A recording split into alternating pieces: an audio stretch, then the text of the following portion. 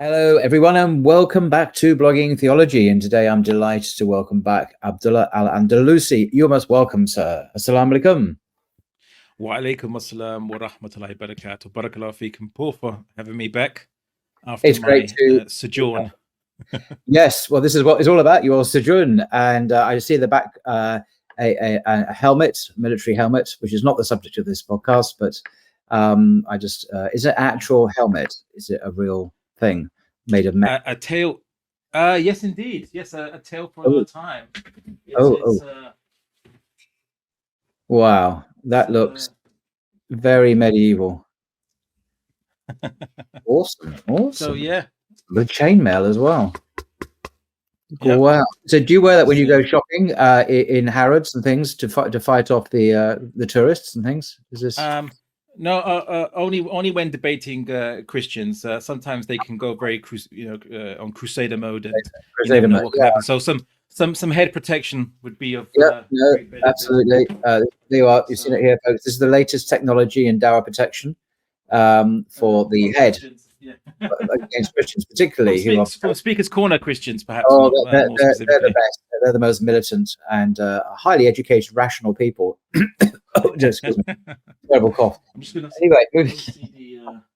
There we go. Oh yes, everything's right with the world. All right. Back to the real world. So I'll just introduce you as always, and then we'll get stuck into a particularly interesting subject, I think. So Abdullah, for those who don't know, is an international speaker, thinker, and intellectual advocate for Islam and Muslim affairs. He is an instructor and head of the Department of Occidentology at the Quran Institute and is a co-founder of the Muslim Debate Initiative. For over 2 decades now, he has been dedicating his work to articulating and defending the intellectual foundations of Islamic belief, advancing the Islamic way of life as a solution to modern challenges and championing the rights of Muslims worldwide. While he has taught a wide range of courses and delivered lectures at universities and colleges around the world, he is perhaps best known for his numerous TV appearances and high-profile public debates. You can see many of those on YouTube. Now, Abdullah, you recently returned from an extended visit to Pakistan, where you met with Muslims across the country. Along the way, you had many fascinating experiences, which, inshallah, you'll be sharing with us today. Could you just start off with just telling us why you had a visit to Pakistan in the first place? Because obviously, like me, you're from London. Indeed. So I've been to many Muslim countries, and usually I get invited for a tour. So if I do some lectures and whatnot. So in Lebanon, I've been, and I'd go for maybe 1 or 2 month stints, and I would go, and they would obviously book a hotel for me to stay at. I've been to other Muslim countries for, you might say, tourism. So I went to Morocco and met some nice people there. But again, it wasn't for a long time, and I was again just coming as you could say, a tourist. But one of the things I noticed was that I only had a superficial experience of the Muslim world, and I really wanted to.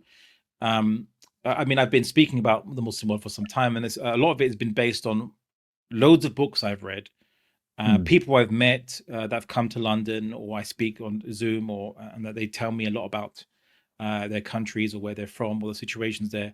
But of course, they're telling me that perspective as someone who lives in their country and has been born there. And there are many things that they might not see because they're so used to it. That's the environment they're brought up. Much like there's many things in England that I probably won't realize, but a foreigner would.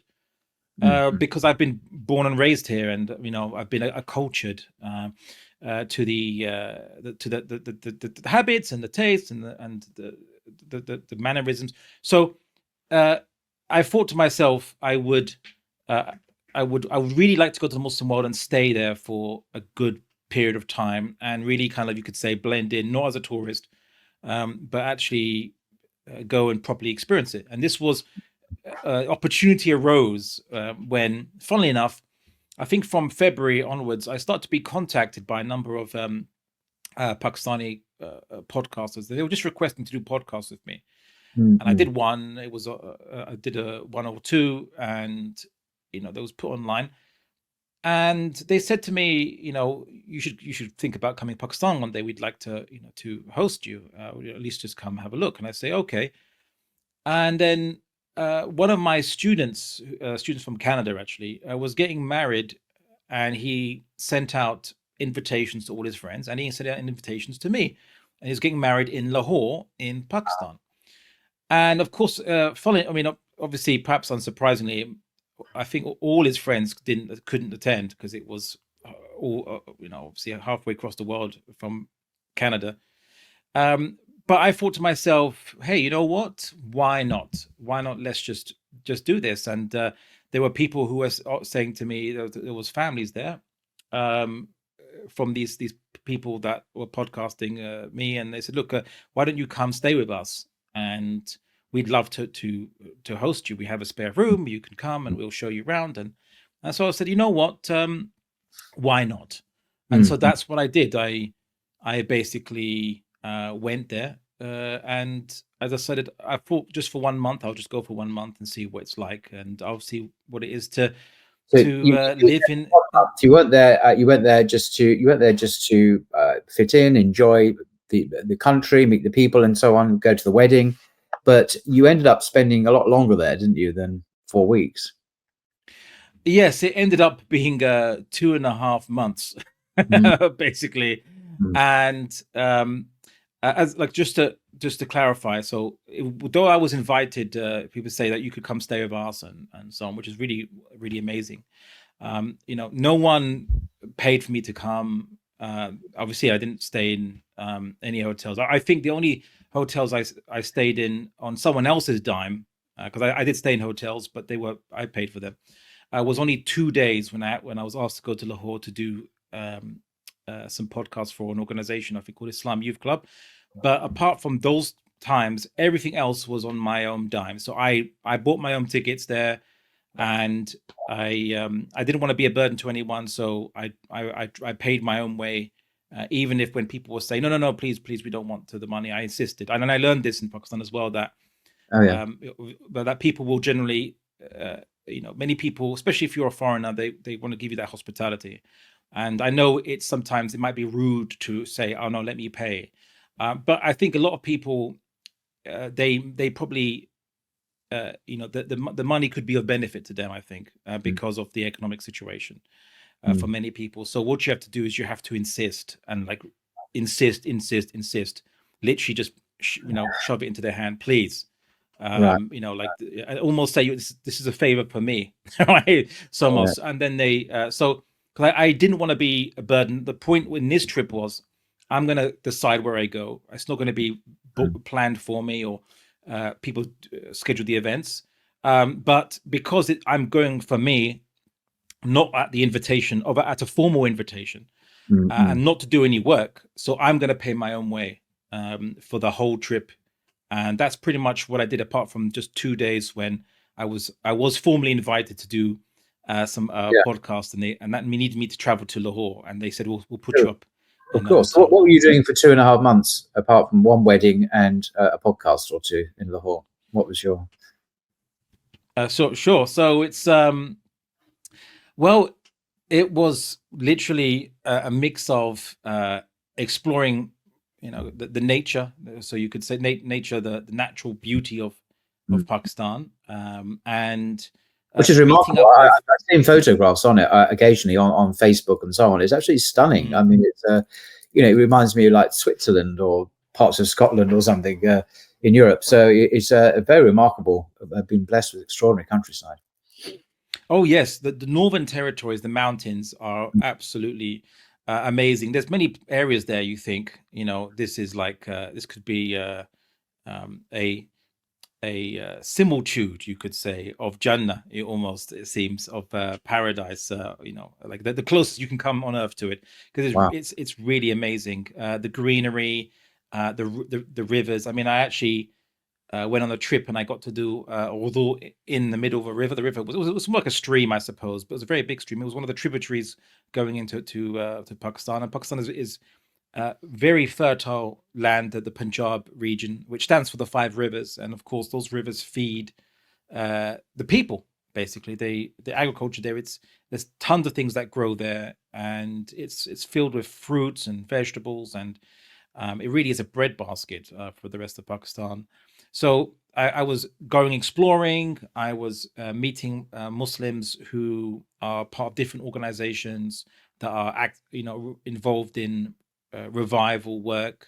So a lot of these are small scale organizations, but I got to meet.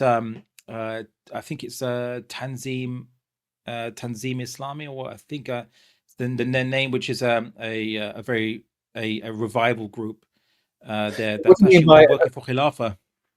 right? Exactly. So I was about to ask, well, when you say revival, what do you mean? Because there's Christian revival, which you're definitely not talking about that. So what is the Islamic? What is Islamic revival? Is it to do with rulership and the caliphate and the Khalifa, etc.? Well, I mean, I suppose so. Before I go into that, I suppose what the thing I wanted to learn, and I wanted to learn through direct observation, was what is the Muslim mindset in the Muslim world. And so I picked a country that was very populous, and it was I think one of the, I mean, it's nuclear power. It's a nuclear power, so it's actually it's got a very powerful military, almost 1 million soldiers.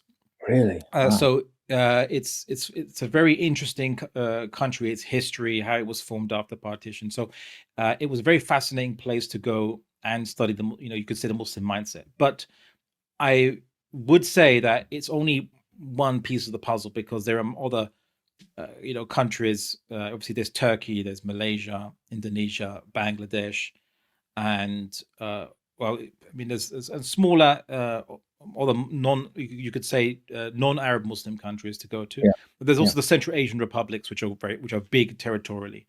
But also, because I've been to the Arab world a lot before this time, so this in a sense also was the first non-Arab Muslim country I went to. And a lot of people have said a lot of things about Pakistan, considering it could be one of the leading countries of the Ummah in the future. So it was a place that I was really interested to see, because of the fact that it's one of the leading countries of the Muslim world in terms of its own indigenous industrial base, technology, along with Turkey, and also I've got to mention, obviously Persia or Iran, also has its own industrial base. A lot of this is by necessity, of course.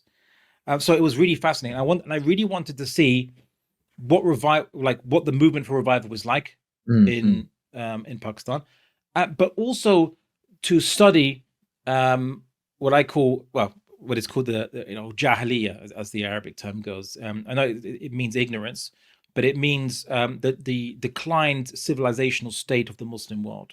And while I have seen a lot of this, I've seen some things in Arab countries I've been to, but I really wanted to understand more deeper by staying a prolonged period of time, that what are the roadblocks, the intellectual roadblocks that stop a Muslim from opening up the Quran and going straight to creating a dynamic, powerful, and fully implemented Islamic civilization. So what are the roadblocks? What's stopping that? Because the Quran and Sunnah is there. So why aren't we not just taking it forward like the Sahabas did? They took it forward. They were forward thinking. So why are we backward thinking? So that was one of the questions I wanted to answer with empirical, you could say, evidence, so by direct observation.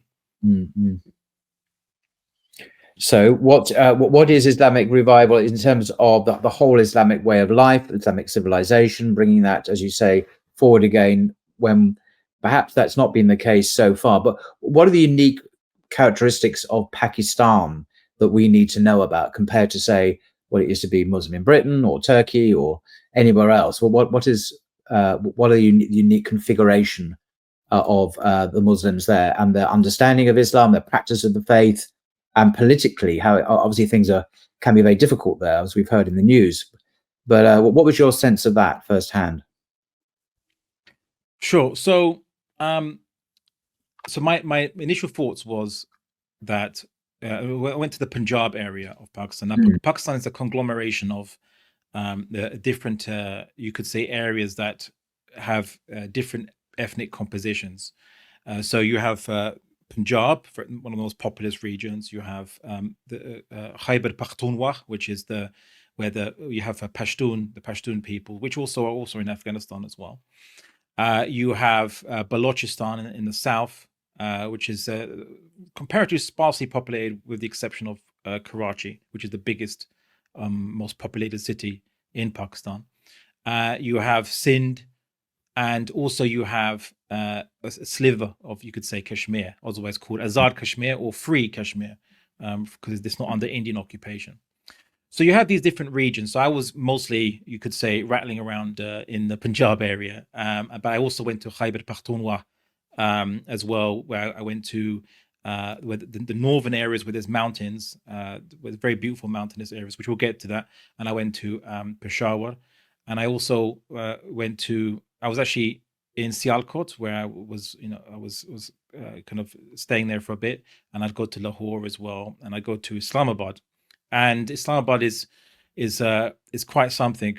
It's very interesting. It's like a little bubble in Pakistan. It's you 1 minute you're in Pakistan, and then next you're in Islamabad. Many Pakistanis were telling me that if Pakistan begins 20 kilometers from the center of Islamabad, it's a little bubble in of itself. It was actually a designed city based on a grid system. It was actually a newly created city, whereas other cities that just grew organically from their historical past.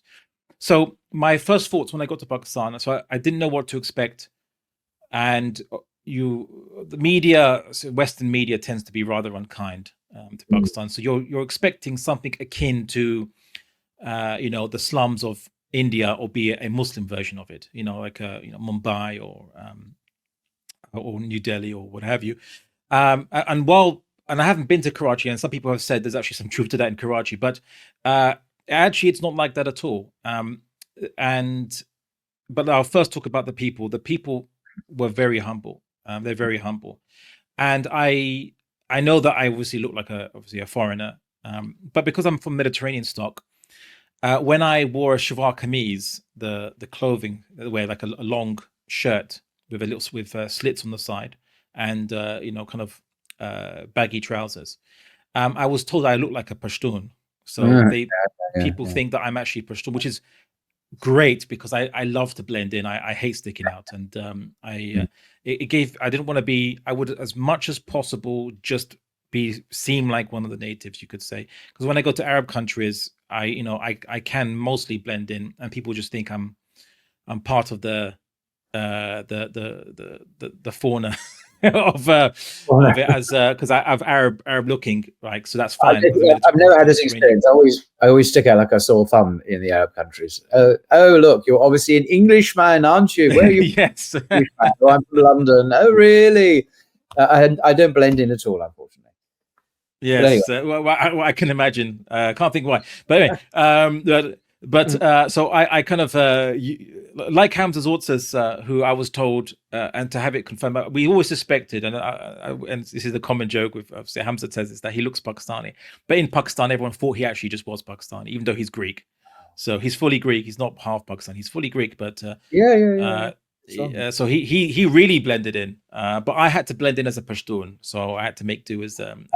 I've seen many photos of Pashtuns, and they look Caucasian. I mean, literally, they look like white people, and there must be some, obviously, I don't know if it's to do with Alexander the Great or something in ancient history, but there must be some genetic connection there.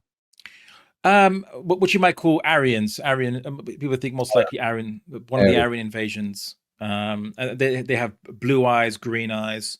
A different kind to North European blue eyes, and also some have red hair, and but again, red hair. I thought they had put henna on their hair when I saw it first. I thought, like, what, is this a thing? I said, no, this is the actual. This is my actual hair color. The redheads, like the Scots. Yeah, imagine some Scottish people going to Pakistan and getting taken for Pashtuns. Well, the red is actually much more emphatic red. It will put the Scots to shame. In fact, actually, it was. They'll say, "Call this a red. Call yourself ginger." This is nothing. So it was really strong, a really strong red hair. I mean, I was quite shocked by it. That's why I thought it was actually dyed when I first saw it. Yeah. So one of the things that struck me is, obviously, I know that most countries are not homogenous, but Pakistan really is a blend of different ethnic groups there. And when you see Pakistanis in UK, you'll mostly encounter Punjabis. Right. But there really is a diverse mix of people and backgrounds and languages in Pakistan. So that was quite interesting, which I love to see. That I love studying ethnicities and languages and so on. So I always enjoyed that. So that was a treat for me. But one of the things I noticed is that, mashallah, Pakistanis tend to be very humble, even if they don't know that you're foreign. They're still humble compared to what I've seen in some Arab countries, not so humble.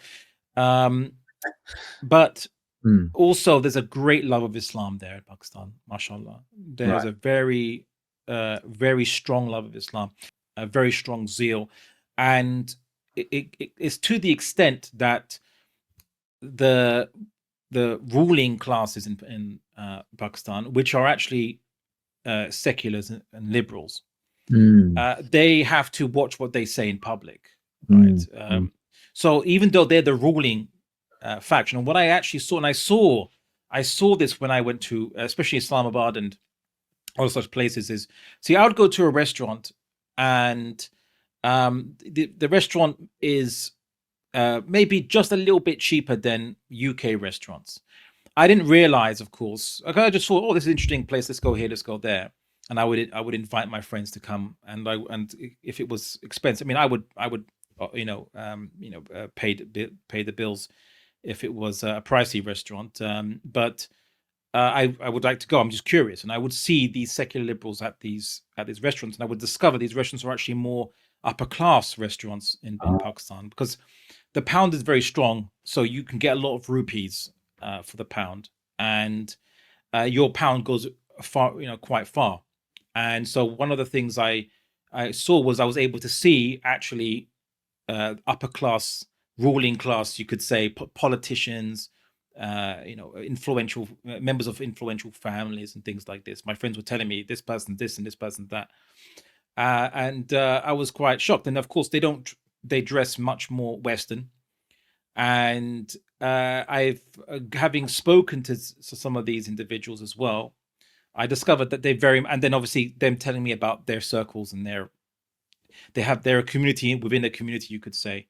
They have a disdain. Many of them are agnostic when it comes to Islam, and some are outright atheists, but are closeted atheists, so crypto atheists. So they can't be open about attacking Islam or having disdain or even having doubts against Islam.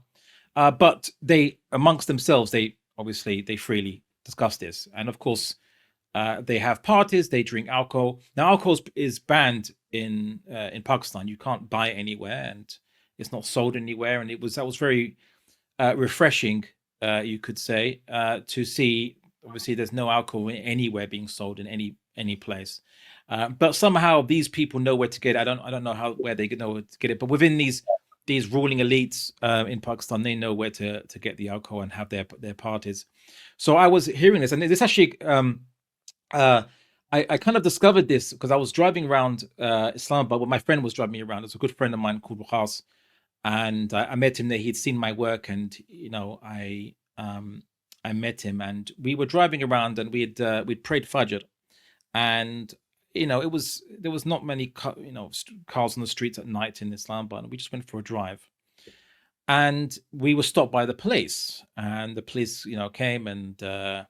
They said, what are you guys doing? I say, well, we're just driving around, and we were just trying to find maybe a place that's open for desserts or something like this, like ice cream or what have you. And they said, okay, can we just have a look around? And I say, arc your car. I was like, okay. And they were like looking in the car and and I was like, what are you looking for? I don't understand. And they said, I was wearing my shwar kameez and my topi hat, and Waqas. Obviously, he was wearing something something similar-ish. And the policeman looked around and say, he saw that we had a bag of dates. He just picked it up to see what's inside. Oh, it's just dates. And say, oh, okay. Oh, well, you guys look religious anyway. And I was like, what do you mean we guys look religious anyway? What's going on? It's like, oh, some, like youth and others go around and they either like with, taking drugs, or they have drugs in their car, or they have alcohol in their car, and what have you. And they drive around and so on. They're meant to keep it in their areas. And I was like, oh, like who? And then of course, Waqas explains to me after the policeman left, that it's because Islamabad is where you have the politicians, their families. You have obviously the youngsters from these families, the influential business magnates, and so on, which are usually the same things in Pakistan. Those the wealthy families who are also involved in politics. The two are entwined more so than even in America. And there's a reason I'll get to that, which I discovered. So their kids like to go around and take drugs, and they drive around them, because Waqas is actually a successful business person, mashallah. So he has a nice kind of like a Jeep type car, 4x4 Toyota, imported from Japan, and they must have suspected that we were one of that class, and which we weren't. I was just and even when the officer looked at us, said, oh, you guys look Islamic. We had the beards and everything like this, and so they thought, okay, you're not the usual people he might encounter. You could say, who are these influential, wealthy elites. So one of the things I found really fascinating was, I kind of knew it in theory, but it's strange to see it in person, which is the ruling class in Pakistan are not Islamic. I know it sounds obvious, and they are much of them are completely agnostic when it comes to Islam, is what I've been hearing, and I've encountered some. I met some of them. They, if not atheist, but they have to put on a pretense of Islam when they get involved in politics, or at least pretend to be somewhat pious. And there was a video I saw of a Pakistani politician that was asked to recite Surah Ikhlas, a very short surah, and he couldn't do it. He kept he couldn't remember it properly or anything like this, and so I think, I don't know why the competition. It's only 4 verses of the Quran. Yeah, but he couldn't do it. He kept making mistakes, and this was kind of pointed out as, oh, look at this politician. But I don't know why he was challenged to do this, but I wouldn't put it past most people of the ruling class in Pakistan having the same ignorance, you could say, because they do seem to have a disdain for Islam. Some of them I've encountered, or at least when I've encountered some of them, they had doubts, right? And they would come with their doubts, and they would speak in this kind of way, and they have a disdain for their own country. Many of them, they look down on Pakistan. They kept saying, "Oh, backward third world country," and "Oh, you're from the West and England," and so on. What I understand is, isn't Pakistan? Isn't the religion? Isn't Islam the state religion of Pakistan? I mean, if that is the case, then how come you've got these liberal / agnostic / deprecators of Islam in power, in effect? I mean, this is a slightly odd situation, is it not? I mean, why don't the people replace them or something? I mean, a very naive question, of course, never having been to this amazing country, but as a complete outsider and pretty ignorant, it just strikes me as officially as a Muslim country, and yet what you're describing is completely at odds with that, and it just seems an anomaly worth explaining. Yes, well, your shock is my shock, right? Really? When I see, look, I understand it on a theoretical basis that there is such individuals, and I read a book called Modern Egypt, published in 1919 by Lord Cromer. You could say the British governor of Egypt, and he himself mentions all the way back then that the European education system that they're bringing to Egypt, and the Egyptians that are going through these institutions that are being created, educational institutions, they come out as agnostics, right? So they come out as agnostic about Islam. So and this is the ruling classes that they are preparing to take over and to assume rulership. Of course, you also had Lord Macaulay, who wrote his Note on Education about India, where he talked about creating, people that have brown faces but are English on, English sentiments, tastes, and so on and so forth. Okay, I mean, look, it's not an indictment on being on ethnicity or culture, but it's the fact that we're going to change the culture of this peoples and change and input our culture and our values, even to the detriment of their religion, their beliefs, their worldview, which is obviously something that I think most people have issue with, and rightly so.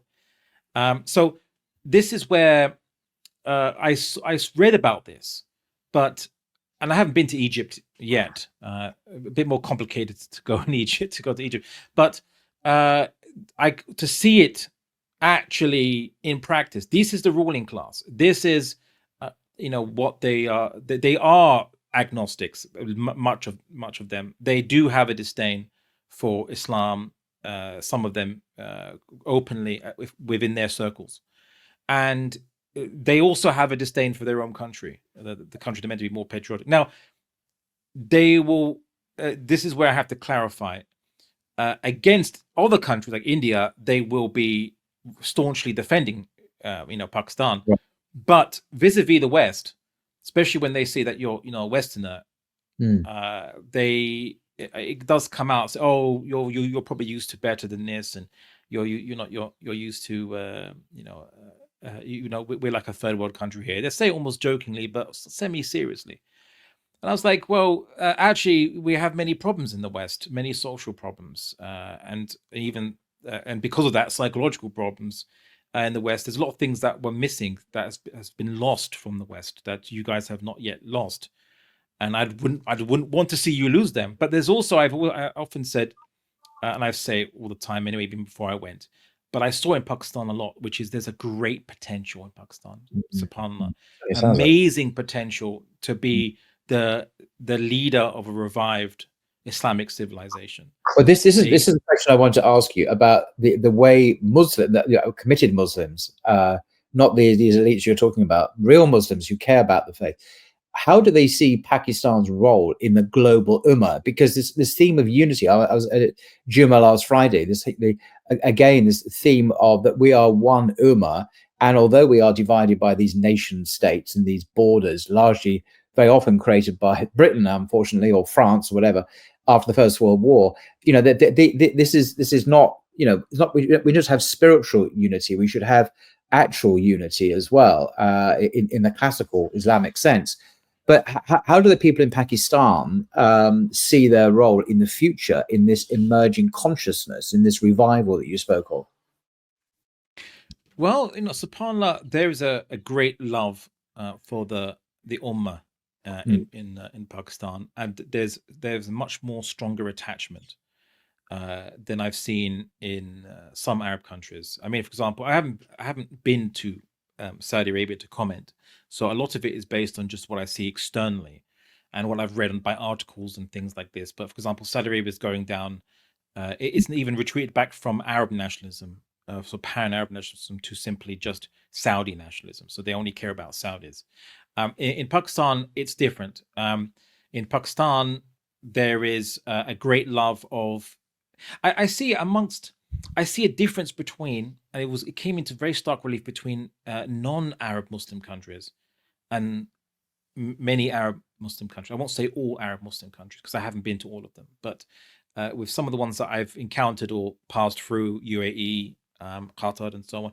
But in Pakistan, there is a strong attachment to the idea of one ummah. It's much more vocally expressed there, much more openly expressed. I was actually really impressed with the different Islamic organizations I encountered, and they would talk about this.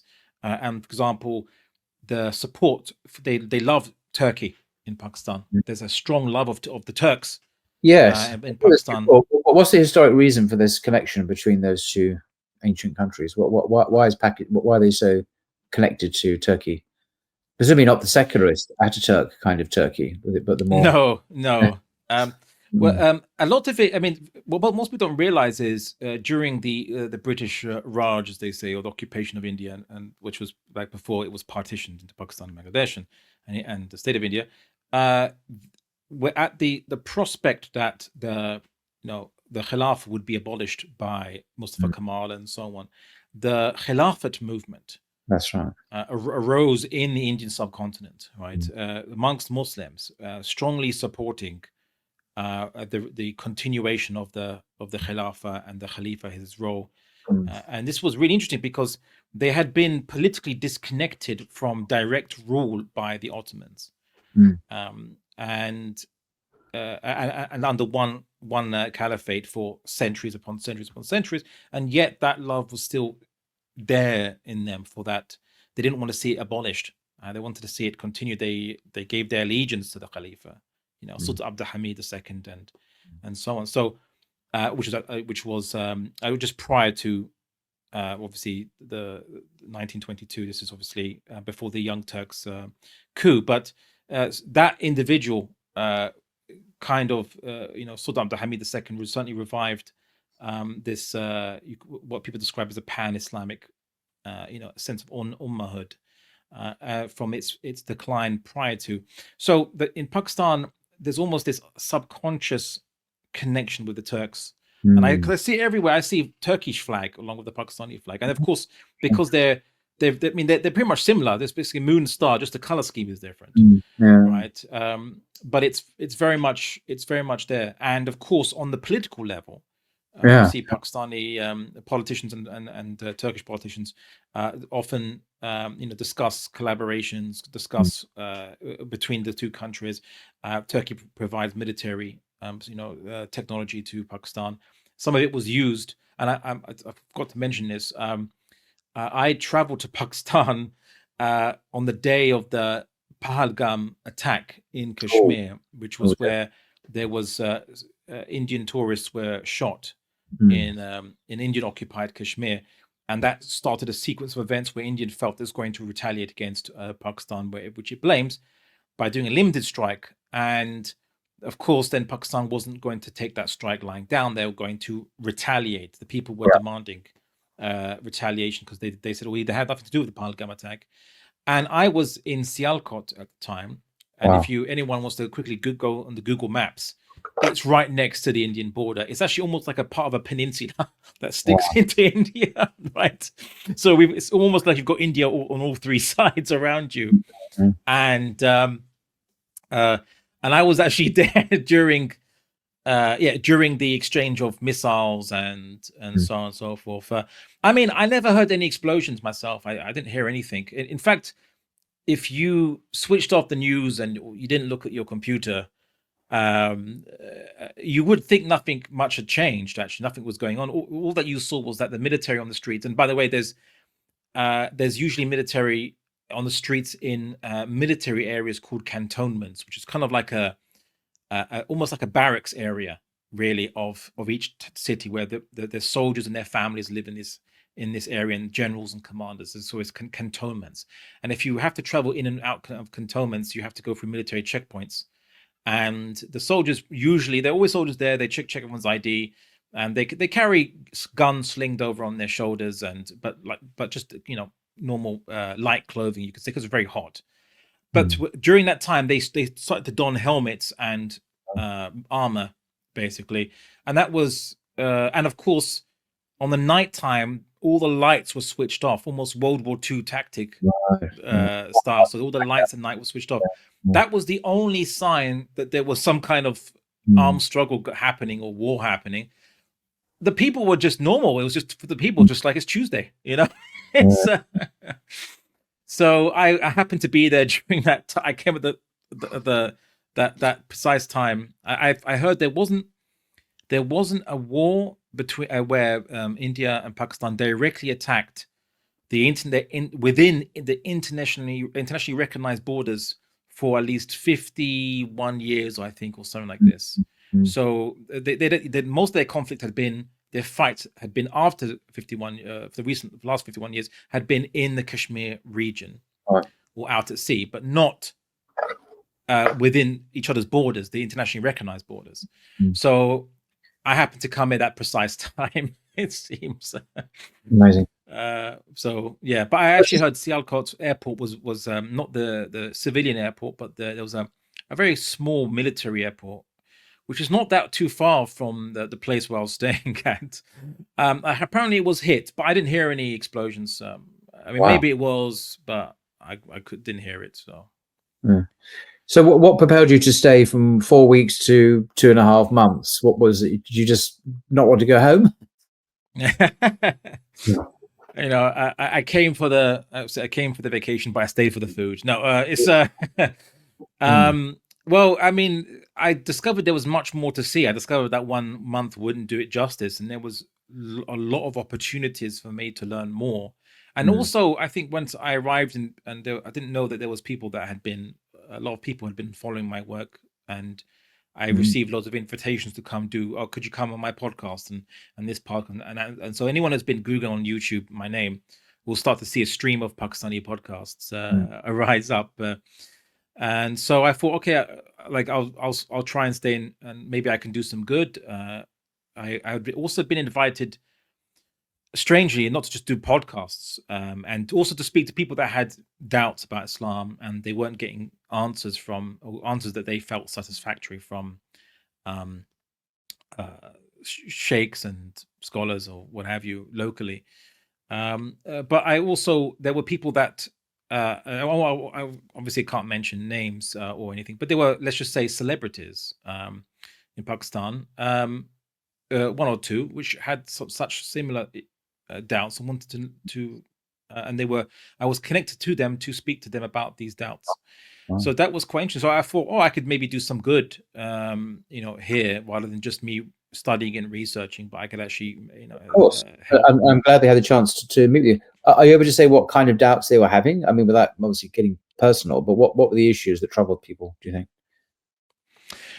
Well, it was a range of things. A lot of it is they were seeing YouTube videos by Islamophobes and also videos by atheists. So really one of the major ones is atheism and deism are the common issues. But one of the biggest questions was qadar wal qadr, right? So divine predestination and God's will. And so this was something which actually troubled a lot of people there.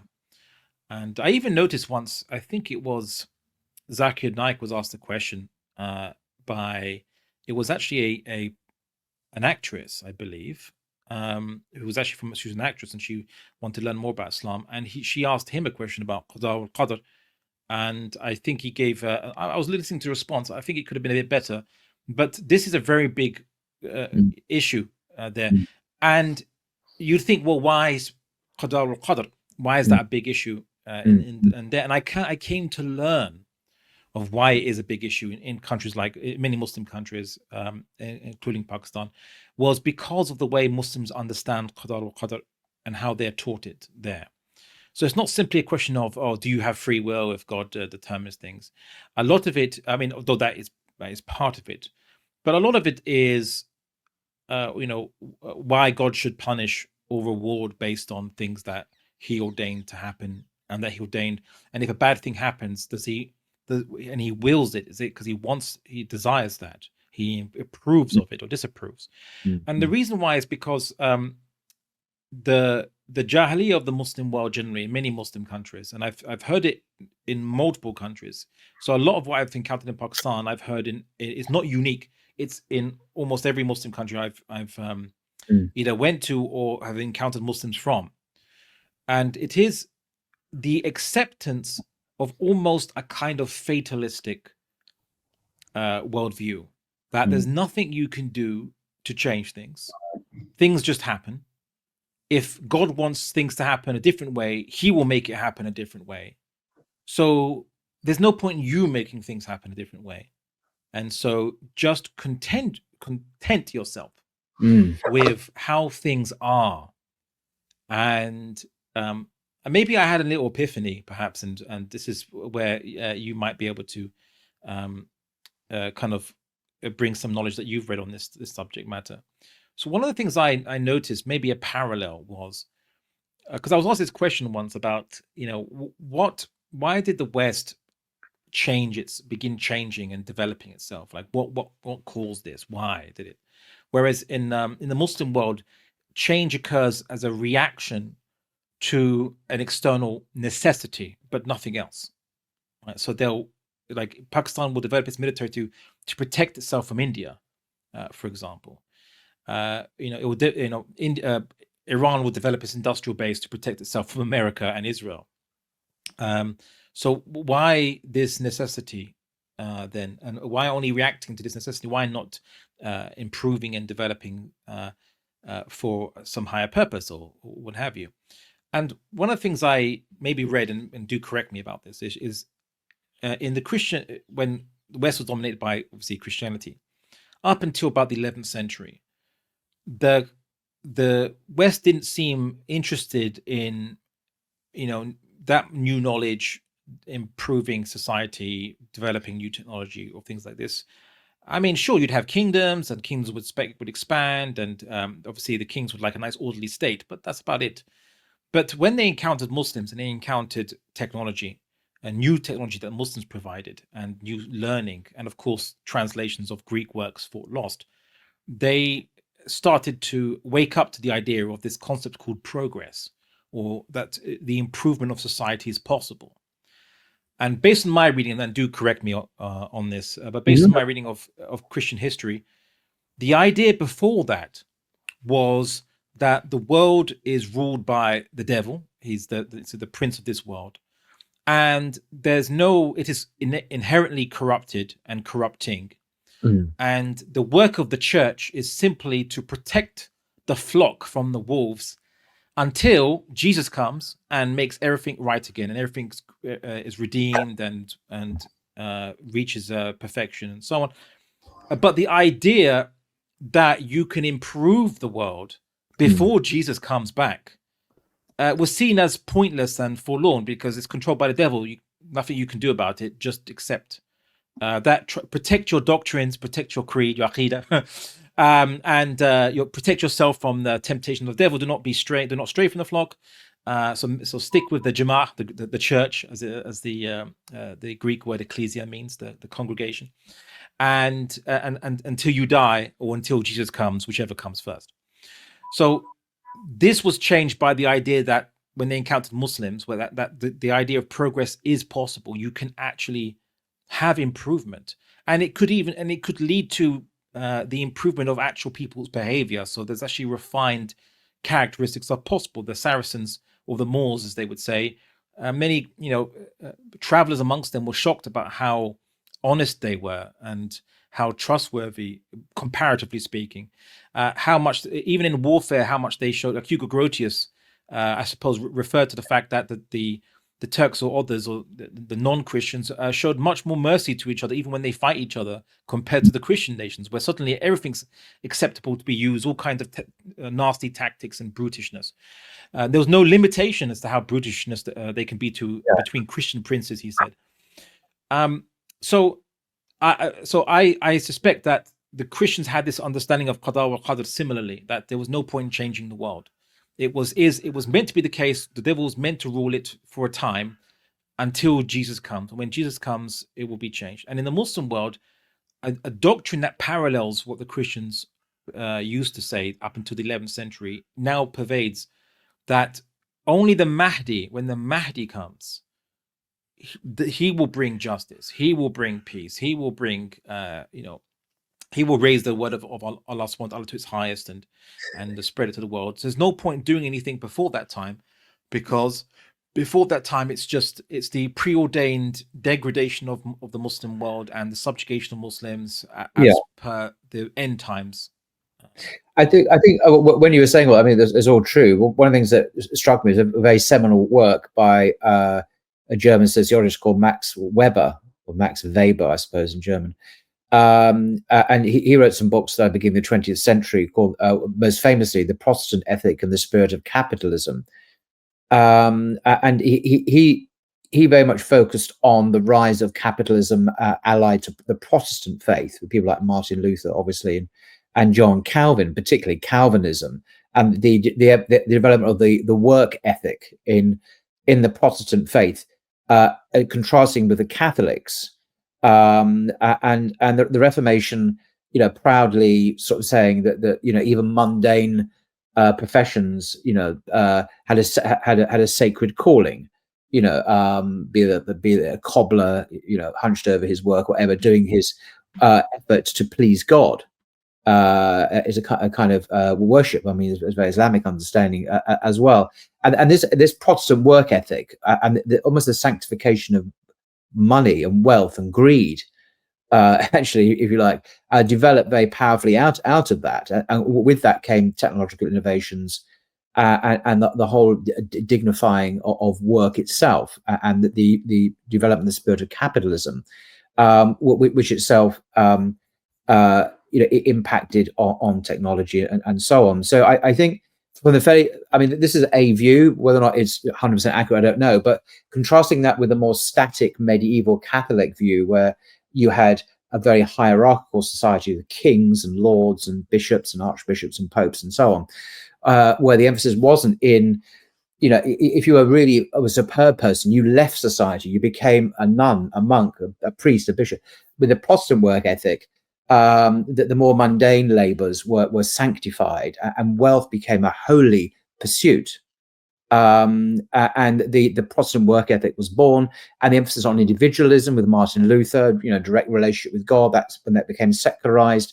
The idea that the appetites could be legitimately pursued ultimately, and you can see elements of that leading to a different understanding of what of the dynamics of society, where the pursuit of wealth and prestige and power, and anything that will make that happen technologically, economically, politically, became a great focus. And then you see that with the rise of liberalism with John Locke and so on, where property ownership was really important, and capitalism in America, and it developed and developed. So I think the Reformation is a key turning point, moving away from the static Catholic world to modernity, and a much more focus on the dunya rather than the withdrawal from the world into celibacy, nuns and monks and bishops and popes.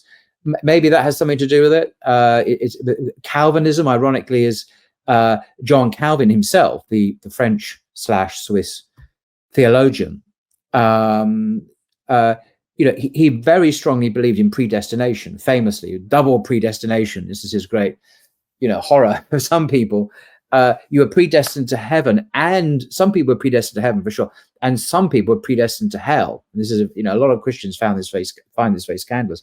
But ironically, out of his kind of mentality emerged the Protestant work ethic, and the sanctification of labor, and the honor of being a peasant who could have his own Bible, and he could read the New Testament in his own language and worship God. And this whole change from static, the sacred orders of hierarchy and bishops and popes, was a very different world. And I think within that you had, and also in England, the East India Company, just to mention one particular example, which started during the Elizabethan era, Elizabeth I in London, just started as a commercial company, did it not? To do some exchange with the various nations of India, because there were many different principalities and so on. But it emerged into the world's first superpower, this industrial superpower that had an army that rivaled the British army, and it had to be nationalized in the end of the 19th century. But what motivated it is what I'm trying to say. What motivated it, and there's a marvelous book about it by a British author living in India. And you clearly got the sense that it was greed that motivated it, the simple lust for money, wealth, power. But it had the trappings, particularly later on, of a monarchy and Britishness and whatnot. But it really was rapacious and exploited and really sucked the riches out of what became India as a country later on, and Pakistan later on as well. So I think a lot of it is just the unleashing of human greed on a massive scale. And the East India Company, for me, is just so emblematic. It embodies that. this very modern idea of an international corporation, but really that dominates whole peoples for the benefit of the West, of course. Anyway, I'm waffling, but some thoughts. No. I mean, a lot of people have often, obviously, looked into why they thought the West began to change from the 12th century onwards. Yeah. And of course, clearly, it intersects with the encounter with Muslims in Sicily, in Al Andalus, where I'm from, see, there's Portugal and Spain, and of course, then also in the Levant from the Crusades when they take over Palestine, Lebanon, a piece of modern day Turkey, and so on and so forth. So this is they start to encounter new technology, new writings, discoveries, chemistry, thought, astronomy, and so on and so forth. Obviously, map making, and this fundamentally shifts their thinking. That's, well, you can actually have improvement in the world, betterment in the world, and this actually can also affect people's manners and morals. I think the observation was that they saw rich people acted more refined than poorer people, at least allegedly. I've seen sometimes the opposite, but the idea was that a desperate person is more prone to being civilized, and therefore, if you improve the material conditions of society, the morals will improve with it, as people are not will not be prone to acts of desperation. And this really brings me about to the things that I saw, you could say, symptoms of Jahiliyyah that I directly observed, which usually I would have seen these symptoms outside of obviously the Muslim world, with Muslims that coming, some Muslims acting in very un-Islamic manners, you could say, in their adab and akhlaq, and that they don't seem to inculcate this sense of unity or brotherhood or love and affection and mercy that the Quran commands us to have with each other. So what's going on? Why? And this, and of course, Muslims undermining each other. What's going on? So I kind of I had seen some aspects of this in other countries, but after spending 2.5 months, I got to see a bit more. Now, one of the things I saw in Pakistan and in Arab countries is, and you could say this defines the quintessentially English trait of queuing. In England and many other countries that I've seen, anyway, other Western countries, obviously a queue forms, and obviously maybe not Western countries, also Japan, China, very ordered society. You have a queue, you wait your turn, you're ordered in accordance of the earliest, so the person who comes first serves first, gets served first. They're served, yeah. But in Muslim countries, many Muslim countries, and I say in many, not all, because I haven't seen Turkey, I haven't seen Malaysia, I haven't seen Persia or Iran.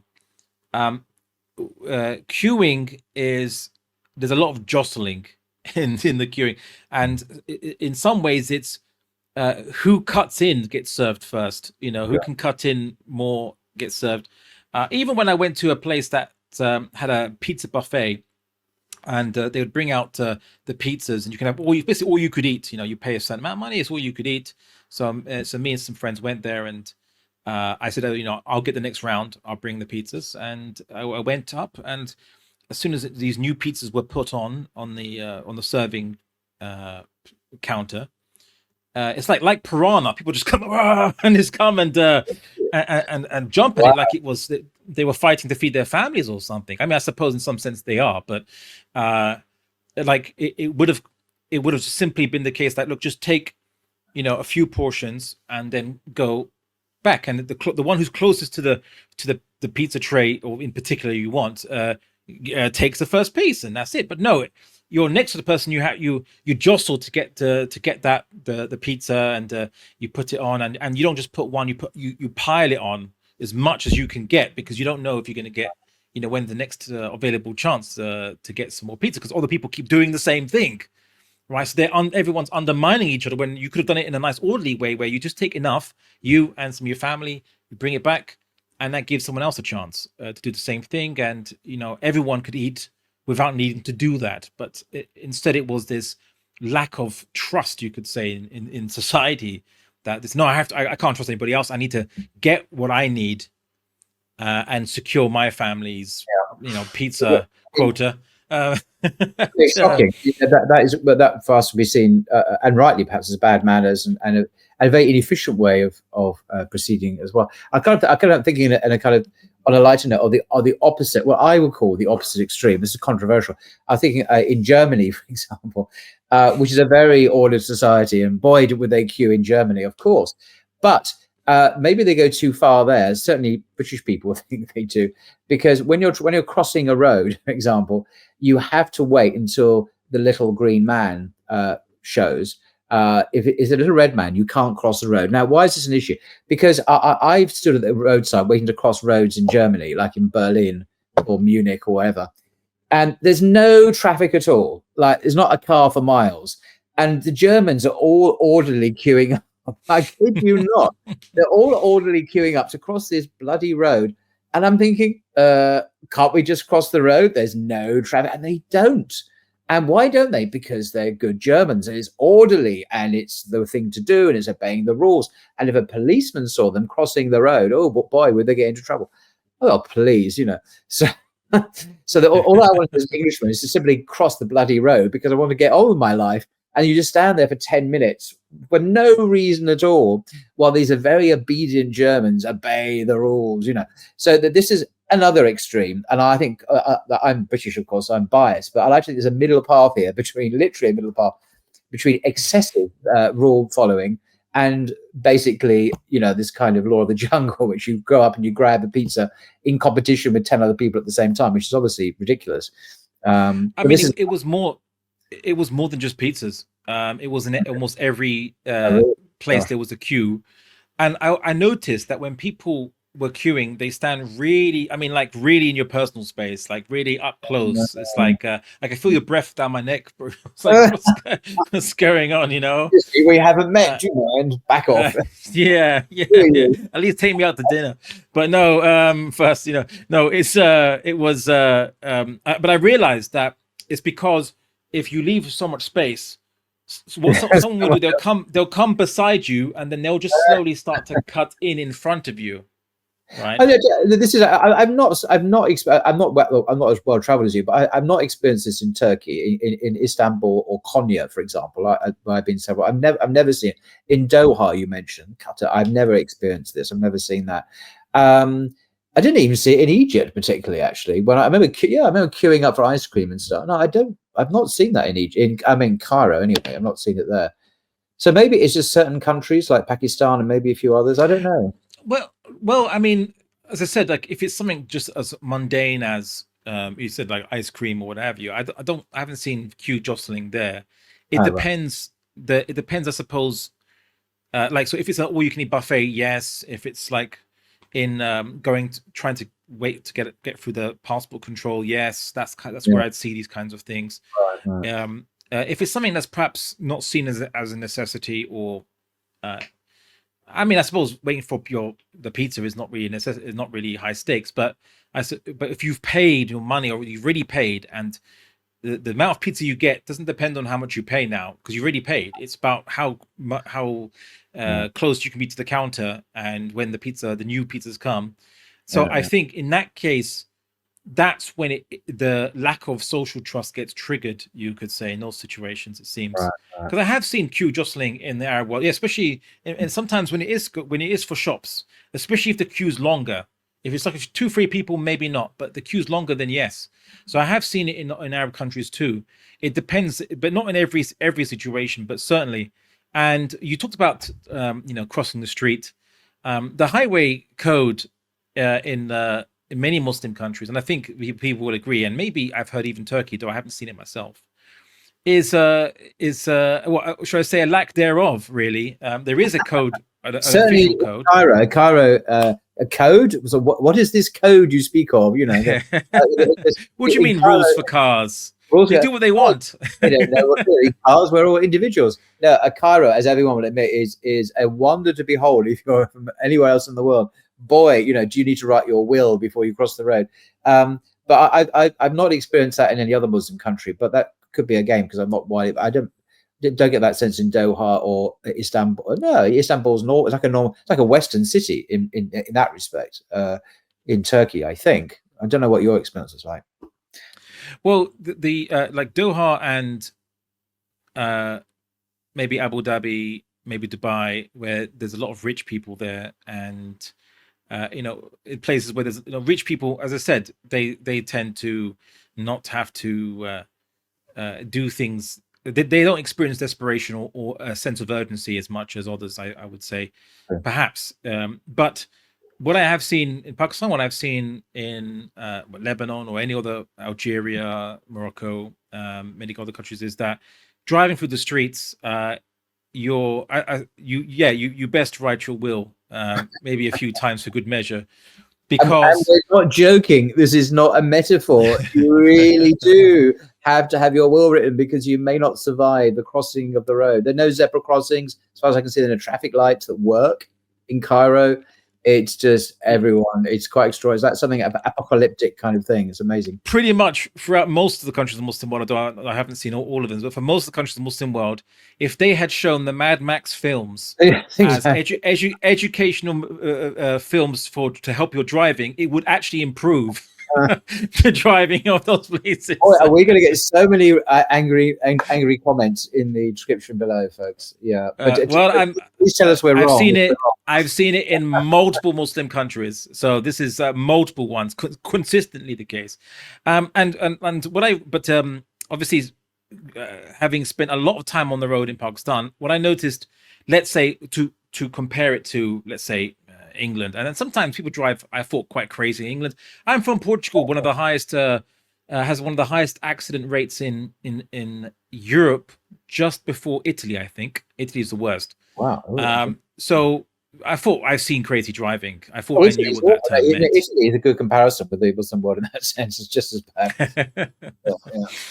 Yeah, subhanAllah. So, but what I saw was, so let's say in England, when you're driving, everyone stays in the lane. Obviously, there's an opposite lane that, if it's going other way, you wouldn't think to go in that lane. Maybe if you're overtaking very briefly, but you wouldn't think to go in that lane. No. You'd use the horn sparingly. If someone use the horn to tell people to hurry up, if they're on their phone and the traffic light has turned green, you say, beep, beep, like, wake up, the traffic light's turned green now, you can go, because I'm behind you, I'm waiting for you to go, right? Or they would, or if someone cuts into your lane dangerously, you press your horn to tell them that this is dangerous or not to do that. So it's more like tell people to hurry up, or look what they're doing. In Pakistan and from, if my memory serves correctly, on Algeria and Morocco and other such countries, the horn is used to tell people you exist. Right. So you're driving, and someone could be just quite simply literally driving on 2 lanes of the road. Not the opposite lane, but let's say there's 2 lanes going in the same direction, but 2 lanes. Someone could be quite happily, I'm in the middle, I take both lanes.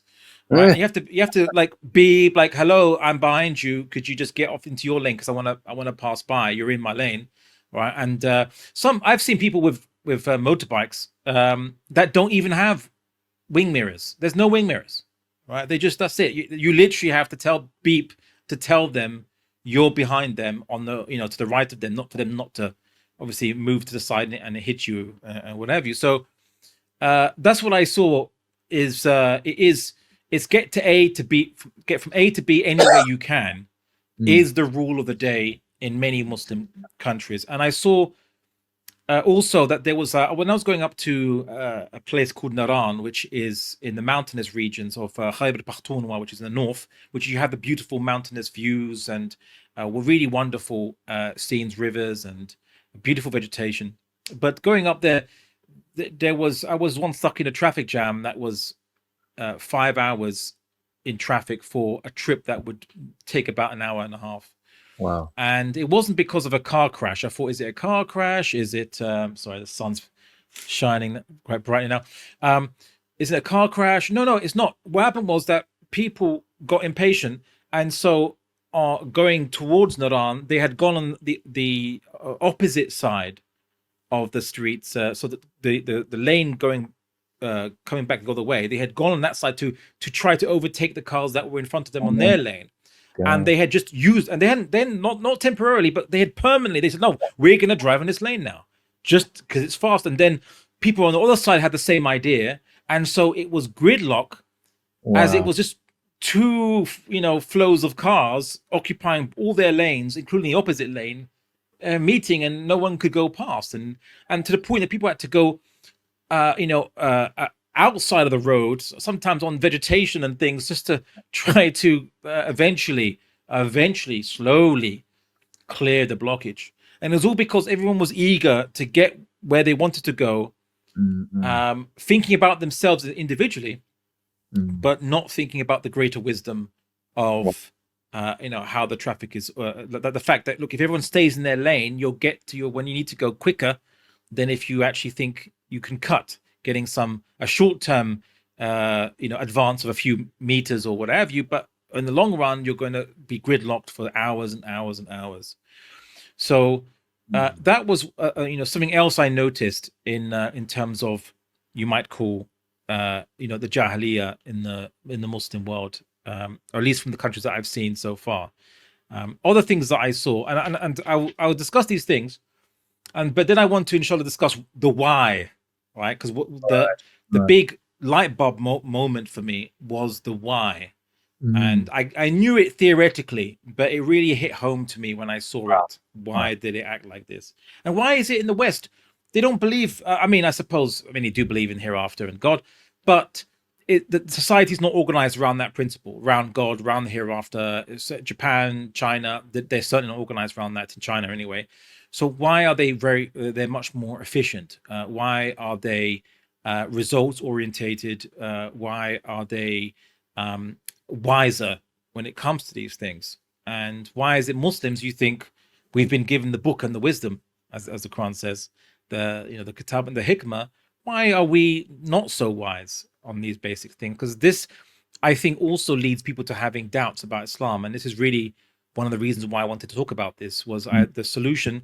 And it's not a solution that is actually that radical. It's just, it's almost obvious in some ways, but people don't realize it. So the other thing I noticed in many Muslim countries was in giving services, right? So people would do the bare minimum, I think, or no, I'll rephrase that.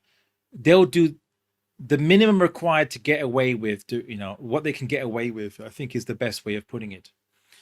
And there's a certain reason for this. I'll give you one example, right? So, and this is me being charitable.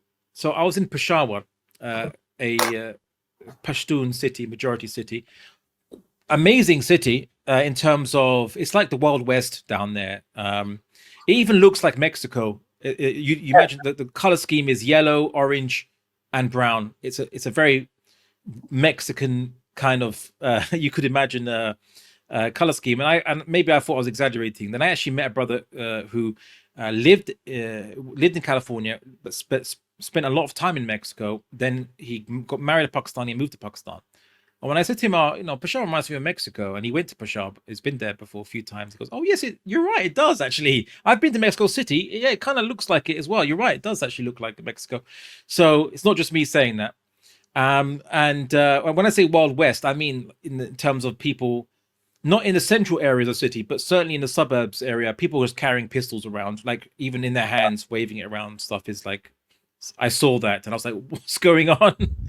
And it's, someone's probably having an argument or a fight. I was like, and my friends who were driving me, these Pashtun brothers, very wonderful brothers, and they're like, ha, ha, ha, there's probably someone just having an argument. And they were driving like it was normal. I'm like, someone's waving around a pistol like in the streets, like it's not even like holstered or no, they're just like part of some gathering or argument.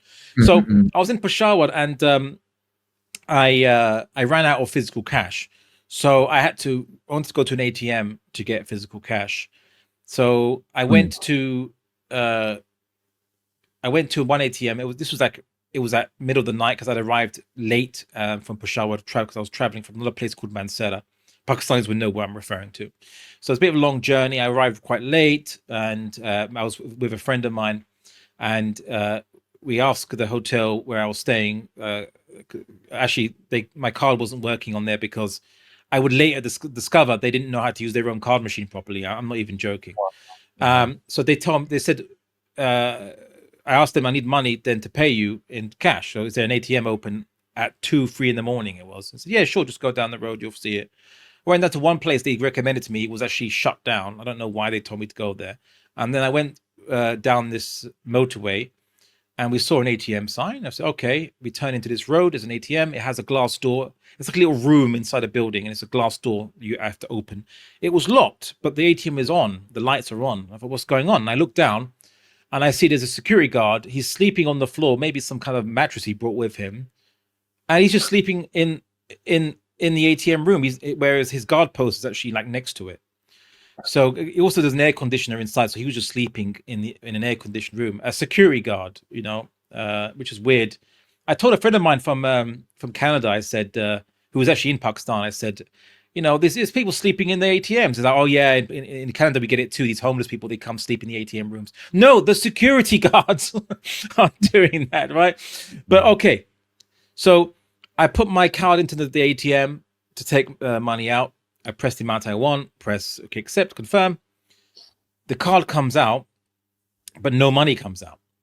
I said, well, maybe it's an error. I'll do it again. I put my card in, press the amount I want, card comes out, no money comes out, which is very frustrating. And I was like, now, alhamdulillah, they didn't take any money from my account.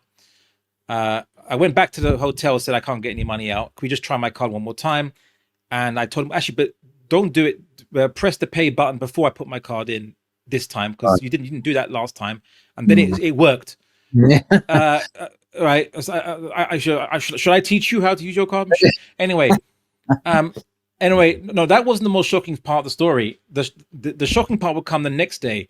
It would be so shocking that I would look back at my time using the ATM machine that wasted my time when I put my card in and just gave my card back with no cash.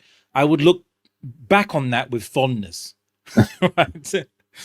I'll look up with fondness and nostalgia. So the next day, I said I desperately need cash because I don't think you could pay for it. I couldn't find anything you could pay for with a card machine in Peshawar. Maybe I wasn't shopping in the right places, but I couldn't find. Everyone wanted cash to go on the cabs to go where, and they needed cash, so I had to get cash. So I went on a cab, and my friend went ahead of me to the venue to prepare. It was going to go to some podcast to be done. And so I went to go get cash, and I went to a bank, and there was a cash machine attached to the bank. So you have to go into a little room, open a door, go into a small enclosed room. There's a door in that room that links to the bank itself, but it's not for customers to use. It's locked. It's just for maintenance. So I put my card into this machine, and I put it in. And said, do you accept the transaction fee? I said, sure. And then the screen froze, completely froze. I'm like, well, what's going on? Okay, I'm starting to panic because it's not giving me back my card. So I kind of like knock on the door loudly. Security guard comes in. So what's it's like, what's going on? And now, by the way, I want to say that the official language, or one of the official languages in Pakistan, is English. So a lot of the signs are in English. If you go to any restaurant, the menus are in English. You could most people understand some English words, because even the legal system is in English. So the legal system is in English, basically, which is a product of its time from the British Raj. So you could get by with English and some Urdu words. So I said, machine kharab, right? Which it means like ATM kharab, which means it's messed up, it's not working anymore, right? It's the ATM's not working, right? It's also interesting an Arabic word as well, kharab. But anyway, from kharab. So I go in. The security tells me to go into the bank, and I go to speak to the manager, and I say, the machine is not working. So the manager just says, okay, stay here. I'll have a look. I say, all right. So I said, my card is in the machine. Could you get out? Could you get out? So he says, wait. So I sit down. I see him go in to open the maintenance door and goes into the room. He didn't actually close the outer door, so people could technically have come in at any time. And who knows, if my card came out, they could have taken it. But he goes in. I can't see him at this point. Maybe, I don't know, 8 minutes later, whatever, or even less. He comes out. He doesn't go to me. He speaks to a second person, a lady first. And then he speaks to a second manager. And the lady comes to me and goes, excuse me, sir. Yeah, sorry, sir. She speaks very much better English than the first manager, and she says, "Excuse me, unfortunately, your card is not in the machine. Maybe it's in your wallet." It's like, What? I'm not here for fun, you know. If the card, I only want the card. I don't want money, right? I just want my card. It's like, yes, but there's no card in the machine, sir. So it's maybe you put it in your wallet. And I said, I'm pretty sure if I put it in my wallet, it would be in there, right? I wouldn't. Why am I going to stay here for that, right? And I took out the wallet to show, like, look, it's not in there. But how would you know what cards in my wallet was not in my wallet? You know, which of my cards were there? So then she goes, and then the second manager comes to me and says, "Excuse me, sir, we had a look, and there's no card in the machine. So maybe you misplaced it, what have you." I say, "What do you think? Where am I going to misplace it? I'm not here for fun. I'm not. I'm only want my card back, and then I go, right?" Mm-hmm. So I said, "There's a camera there in the machine, in the room. Check the camera. It's there. Okay, the card is in there. You check that camera. Otherwise, I'm gonna, I say I'm gonna call the police because you're taking my card." So they say, "All right, look, we'll check." So he goes to his room, to his little desk, and him and some woman that was next to him was looking at the computer screen. They didn't invite me over. I had to invite myself. I'm going to invite myself over. Like, I'll look with you. Hello, can I look with you in this? Because they were in the main atrium of the bank. They wasn't into a separate room. So, like, can I not sit with you and look at the camera myself as well? So they see me put my my card in. It's like bright orange card, so you can, it's almost glow in the dark, kind of luminescent. So clearly, so you can see it visibly on the camera. I put it in. Card goes in. Card doesn't come out, and you can see. I go out with the security guard after looking at the machine, and then you see some guy from the outside come in, have a look what's going on here, and then go out because they didn't lock the front of the booth. You'd think if they're checking a card machine, they'd lock the ATM room, so they can check it, but they didn't do that, of course. And then you see then the manager comes, and the first man to check on the camera, on the video footage. You say, "Oh, so there you go. See, so I put the card in and I didn't take it out to the, and you can see from the point of when the manager looked. So clearly it's in there." And the guy looked at me, looked at the screen, and looked at me with a completely straight face that could beat the best poker players in Texas, and said to me, "I'm sorry, sir, but the card isn't in the machine." And I'm like, "Okay, you know what?" I said, "Look, if the card really isn't in the machine, like, is this a magic machine?" Right? I actually felt myself actually getting a little bit quite upset, actually. I said, I started to somehow go into Arabic. I don't know why. Sometimes I said, sihr. It's like, is this sihr? Like, because I didn't know what the Urdu word for magic would be, so I thought, I'm going to say sihr, and apparently it is, or not sihr, but they don't pronounce it sihr. I think they pronounce it like that. But there's a lot of Arabic words in Urdu, so sometimes I would say, let me use this word. Maybe they might have it. So I said, is this magic? Like, is this machine performs magic? You put the card in, it makes it disappear. So I said, look, I'm not accusing anyone, but if the card is not actually in that machine, then the manager stole it. Because, he went in. And I said, I've heard of a man going into a bank and robbing the bank.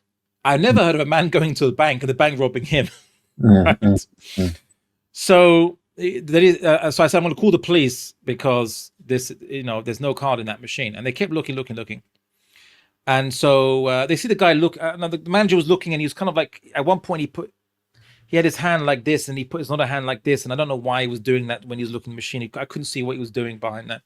It was weird. I don't want to assume things. Okay. So then the second manager goes to the first manager. First manager goes back in.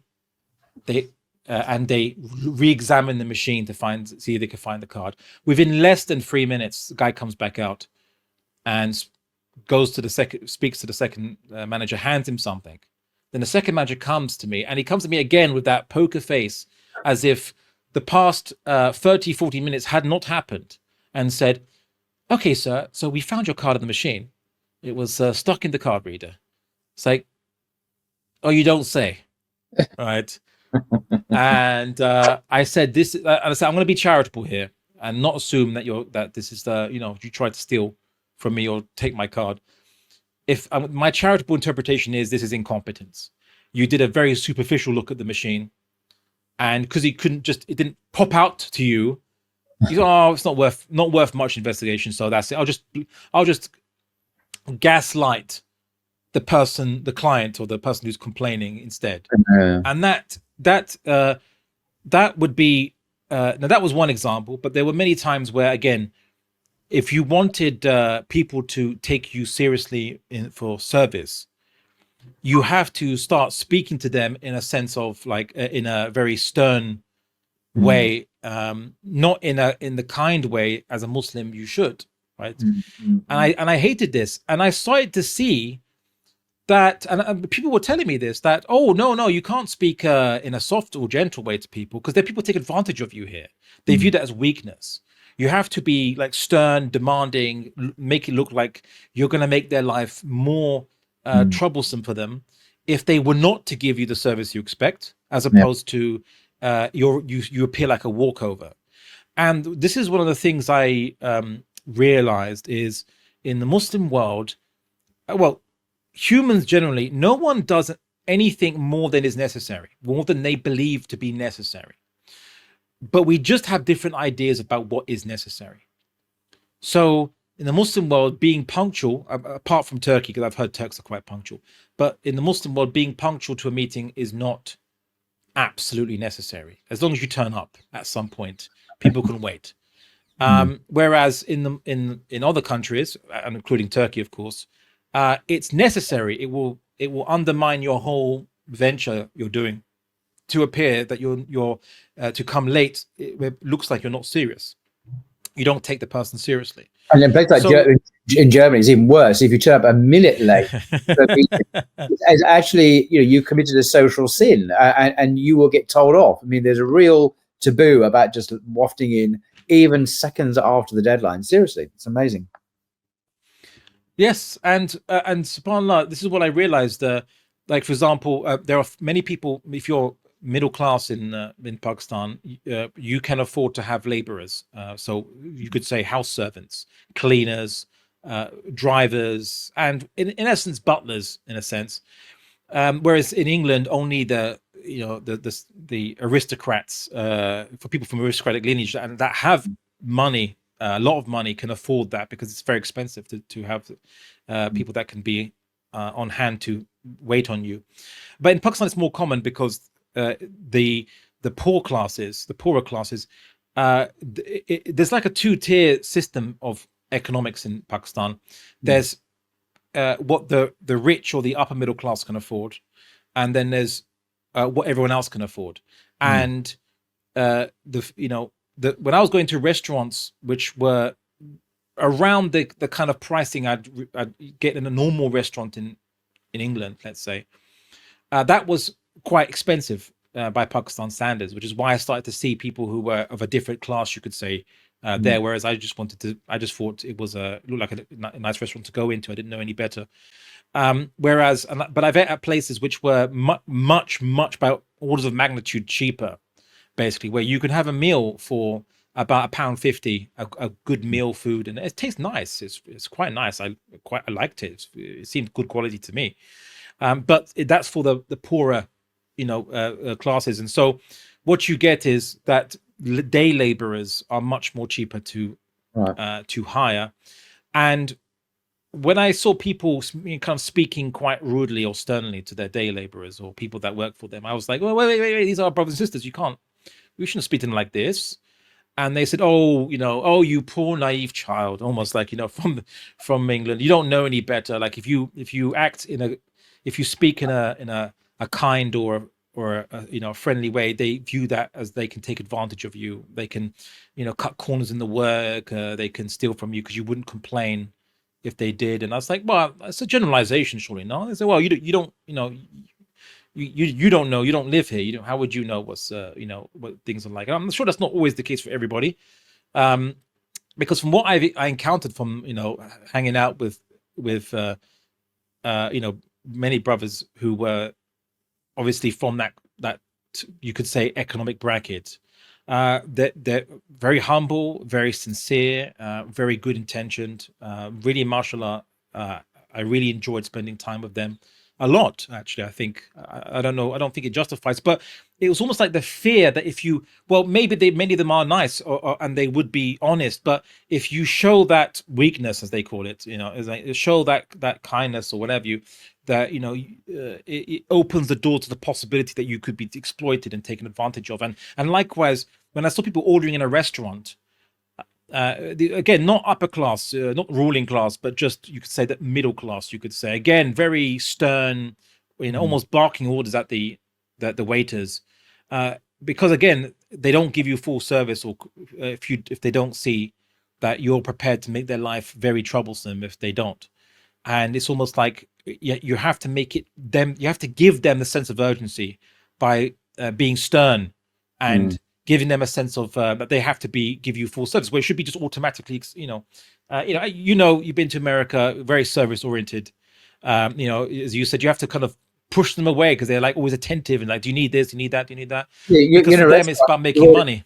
Yeah, in a restaurant, and they serve you, and I think that's great. And then 5 minutes later, they're back. Is everything okay, sir? Yeah, it's fine, thank you. And then 5 minutes after, is everything still okay? Are you thinking, go away? And why are you pestering? But this is very normal. As you say, ultimately, it's all to do with this tip. Oh, you really look well after you looked after me so well. You interrupted my meal 10 times, but of course, that's what they expect, I guess. So you can have an over-the-top customer service as well. Right. So, as I said, I want to make absolutely clear to everyone watching that, firstly, I've seen this in multiple countries, not just one. Oh, yeah. So this is unfortunately something that pervades many Muslim countries, although I haven't seen Malaysia or Turkey. I've also noticed, by the way, as a positive, that non-Arab countries tend to be republics or democracies, whereas Arab countries tend to be, with the exception of Lebanon due to its unique circumstances, tend to be autocracies or dominated by maybe a tribal type of configuration of some kind. But again, each tribe having a strict hierarchy within itself. So Pakistan had many things which I did not see in Arab countries. So you could openly talk about Islam. This is one of the things I loved, is you could openly talk about Khilafah, talk about Islam revival, the corruption of the elites and rulers. You can openly talk about it there in Pakistan. Everyone does so, and it's just fine. Whereas try that in Saudi Arabia. See how long you last. You won't last long in Saudi Arabia. In Pakistan, no problem. Everyone does it. I was like, this is quite refreshing, actually. I thought I'd be told, be careful what you say. No, it was almost have at it, actually. And you can see on the podcasts that I'm filmed in Pakistan, I was not cautioned by the hosts to restrain speaking the truth as I could observe it. So there is this sense of everyone's involved in the political process in some way, even if it's a corrupt political system. But the aspect of deliberation, where everyone can speak and have a public conversation, you could say, even a critical one, is still there. Even though there are measures by the whether powers or factions of the government to people can be arrested, but only, I suppose, if you truly become a real nuisance to the government. Not if you can be a nuisance, but if you become a real, more threatening one, you could say, then they might be bothered to clamp down upon you with a false police accusation or something like this. But in the Arab world, there's no, while they might make a fake claim up, but no, there's really little effort to make it look like it's part of due process. You can just be extrajudicially arrested and tortured, and whatever. That's what it is. But it was in Pakistan. There's at least the powers that be have to pretend to a very serious degree that there's a formal reason for your arrest. Like, for example, Imran Khan's arrest, the former you could say elected head of Pakistan, was accused of marrying his wife before her iddah period completed from her previous divorce. That was the charge that was used to keep him locked up for 2 years now, and he's very popular in Pakistan. I saw so many flags of his party there, and pictures up of him. There's, they haven't, taken it down because it's just too much support. And so the government there is a little less authoritarian, or is less authoritarian than in Arab countries. I think that's the nature of the political system in Pakistan, and in many non-Arab Muslim countries, is it's harder for them to be having authoritarian dictators than it is in the Arab world. Comments in the comments section as to why you think that is. Your guess is as good as mine on at this level. But one friend told me that Pakistan is a very unique country in many ways. One of the reasons is many countries are countries that have armies, whereas Pakistan is an army with a country, as it was described. It's every city has military cantonments, barracks areas. They're all built around this defensive plan by the army. So in essence, the army really is the leading force of Pakistan. And unlike in many Muslim countries where the army is viewed simply as a repressive tool to suppress the people, and that's it, Pakistan's army is viewed a mix of love and hate, but a lot of love because it defends Pakistan from India, which is an active existential threat.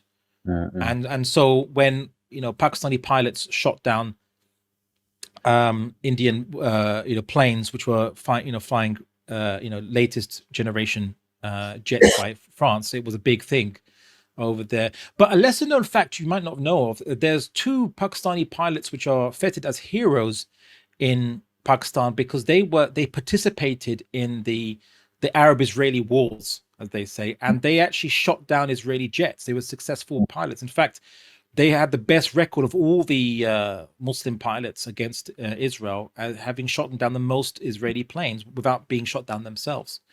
So Pakistani pilots are very good. I don't know what they're having for breakfast, but give me some of that. It's. Please tell us in your comments below what Pakistani pilots have for breakfast, please. We all want to have breakfast. Yes, indeed. What kind of paratha and dal or whatever they have. Anyway, so there's I saw a lot of great potential. Not just the numbers of population and the agriculture there, because Pakistan is a breadbasket, providing food for its own population, but also has a military industrial base, maybe out of necessity, of course, nuclear weapons. It could hold its own against India.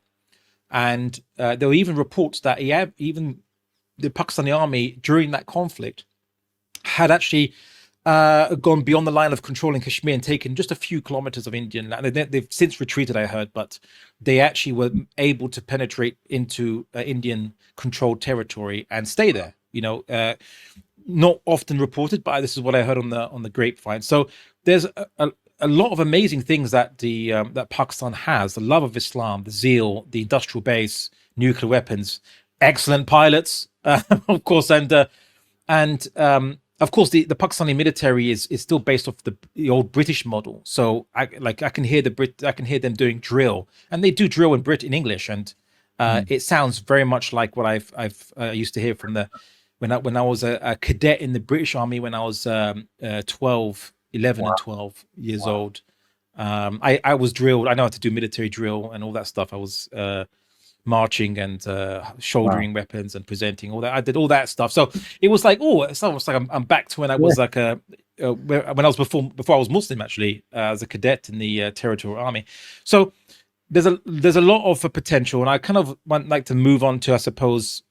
I did many things. I did many podcasts, and I went to, there's many things I could say about my encounters in Peshawar when I went to the mountainous regions in Naran and Mansehra and Shukran, and also Lahore is a it's a very bustling city. The traffic is London traffic, all is forgiven.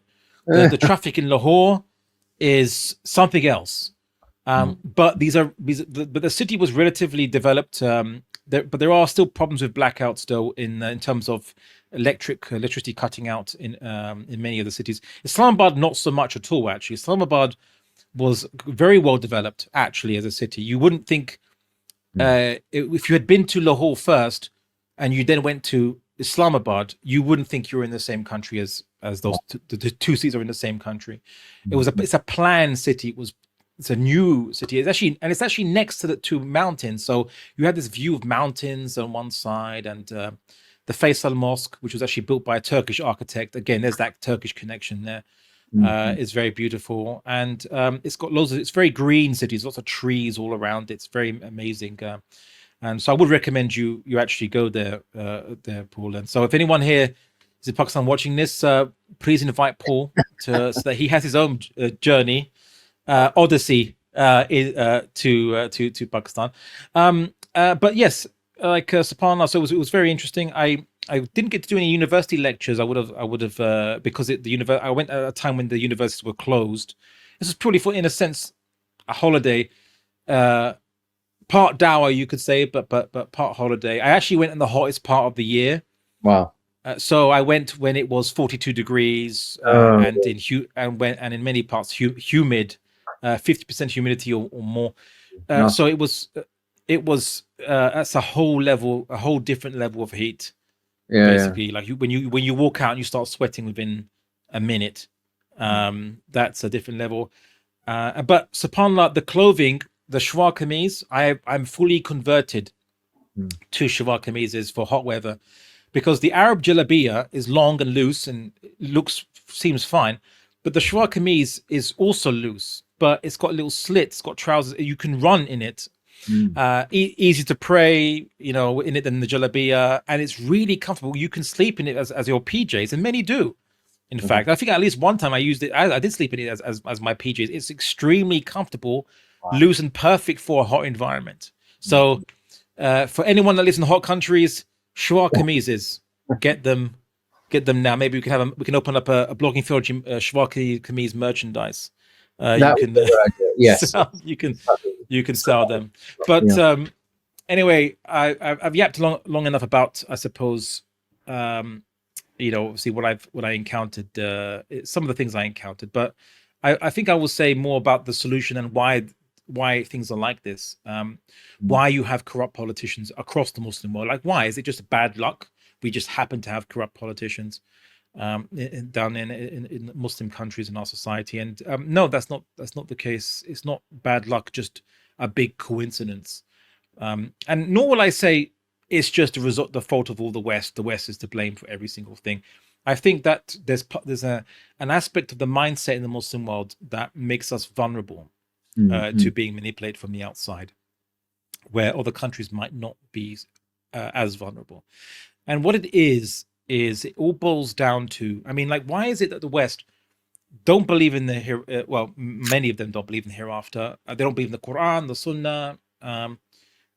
Those in China, those in Japan also don't believe in even hereafter in many cases. So why do they have very efficient societies, comparatively speaking?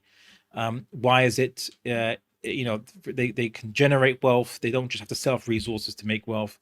And why is it that their manners appear to be more refined, better?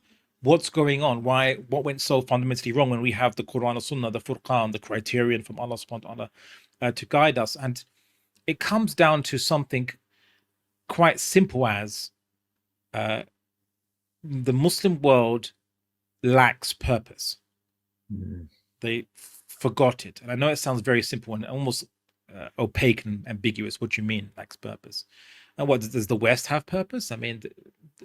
What's going on? So the West they did learn a purpose. The Enlightenment, you could say, was this solidifying of this new purpose they had, which was, and it's a false purpose, but it isn't. The purpose does not have to be a true one to still function as a purpose.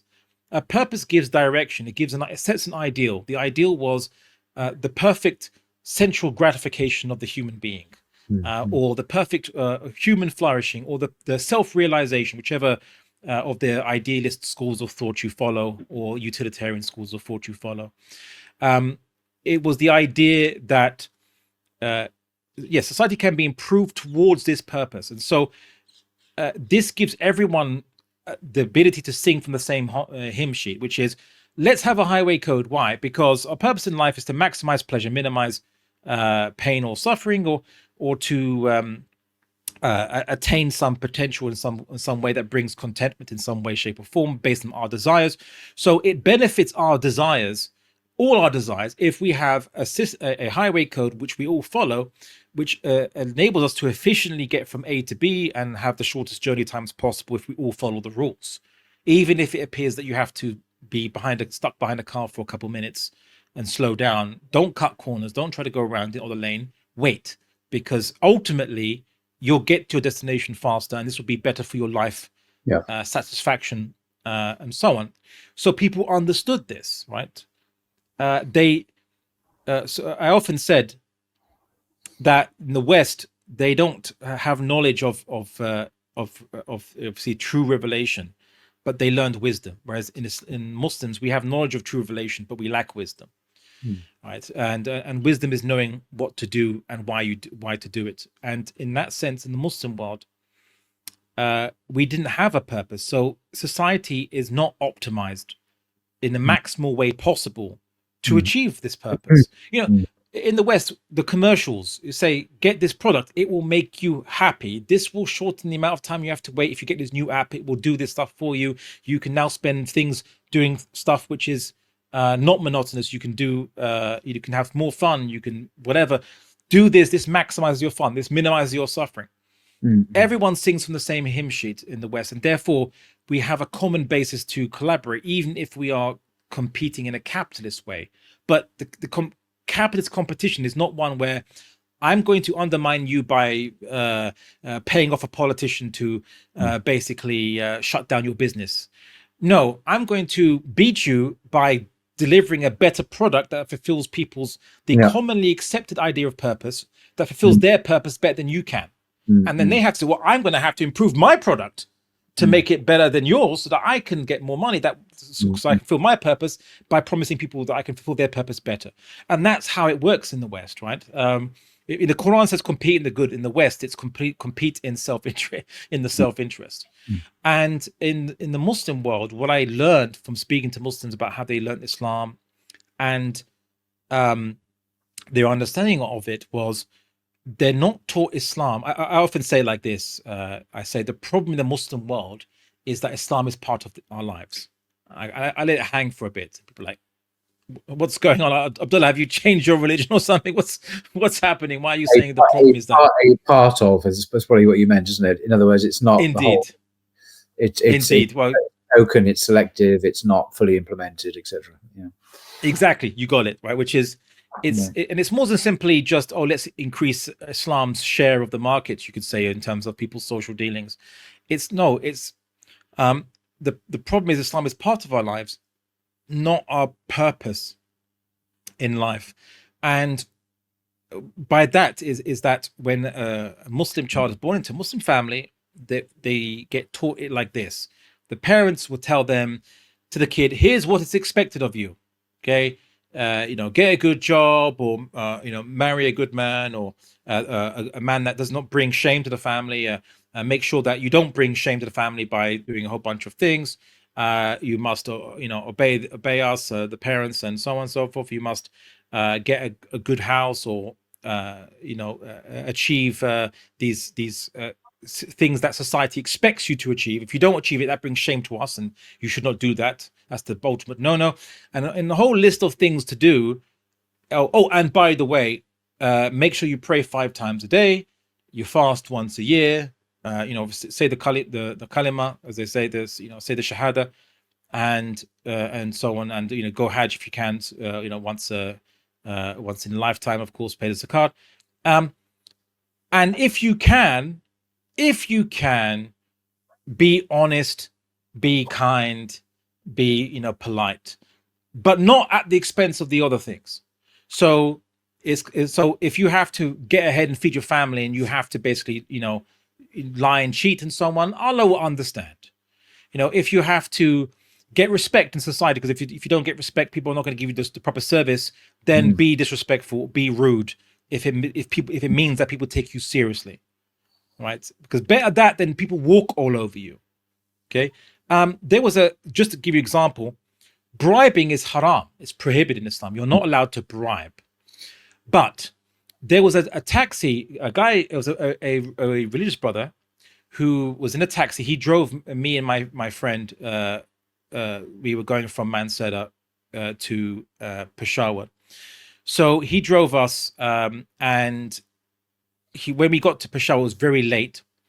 And so I said, okay, just wait here, or like if you want, if you want to go do something, go around. But I'm going to get a room for my friend and you, so you can stay at this hotel with us because it's really late. And I thought it's the least I can do, because this taxi guy took us at a very late time from Mansehra to go all the way to Peshawar. So he said, okay, so he was going to maybe go buy something or get something, something, whatever, for the night. And then he didn't come back at all. No. Right. We saw, well, what's going on? Like, we're getting worried. We messaged him. I mean, he wasn't responding, or we were getting worried. And also my friend who was with me, he's actually called Nasheed, by the way. He had left his bag of clothes in the back of the taxi, and the guy hadn't come back. It was only clothes, nothing valuable, just some clothes. But we didn't know why this guy didn't come back. And then we only discovered maybe 2 days later, the guy had been stopped by the police driving around at night. And the police had made up some fake crime about it. Oh, you, whatever, something, you're driving, you have some prior history or whatever, made some excuse up. And the policeman wanted a small bribe from the taxi man. Now, this guy is very religious, so he didn't give any bribe. And so then he had to, the policeman took him to jail that night, and he spent the night in jail. Released, of course, no charge, because he didn't actually, or maybe maybe there's a fake one, or I'm not sure, but they want him to pay, and he doesn't want to pay. So this is a situation where you'd be told by others, oh, just pay. There's no point going through that grief with the police. Just pay them, and like Allah will understand. And I thought, but then if everyone pays bribes, this justifies the taking of more bribes, because everyone's willing to pay those bribes in the first place. Mm-hmm. And this is what I saw, is that this is where Muslims are taught Islam simply as just a list of things. Here's a society. Here's an arbitrary list of things your do's and don'ts, and so all shoulds and should nots. Just maintain this list. That's what's important. And if you can be kind, courteous, moral to do this, but not if it gets in the way of what's necessary, right? Achieving the societal expectations of success, the measures of success in that society. And that's why you could say bad adab, bad akhlaq is so prevalent, because it's actually viewed as a disadvantage. It's great if you can. It's ideal, they'll say. Oh, if only we could live in society, it's ideal. But I met some brothers who were involved in a revival for many years. Revivalists, talking to, according to Islam, and talking about Khilafah. And I might add also, I was very surprised to see how widespread everyone was talking about Khilafah, all kinds of people, organizations, people. I was quite amazed by this. There's even like a Khilafah cola was actually a thing. Khilafat cola is a or a Khilafat drink is it's like you can buy there actually.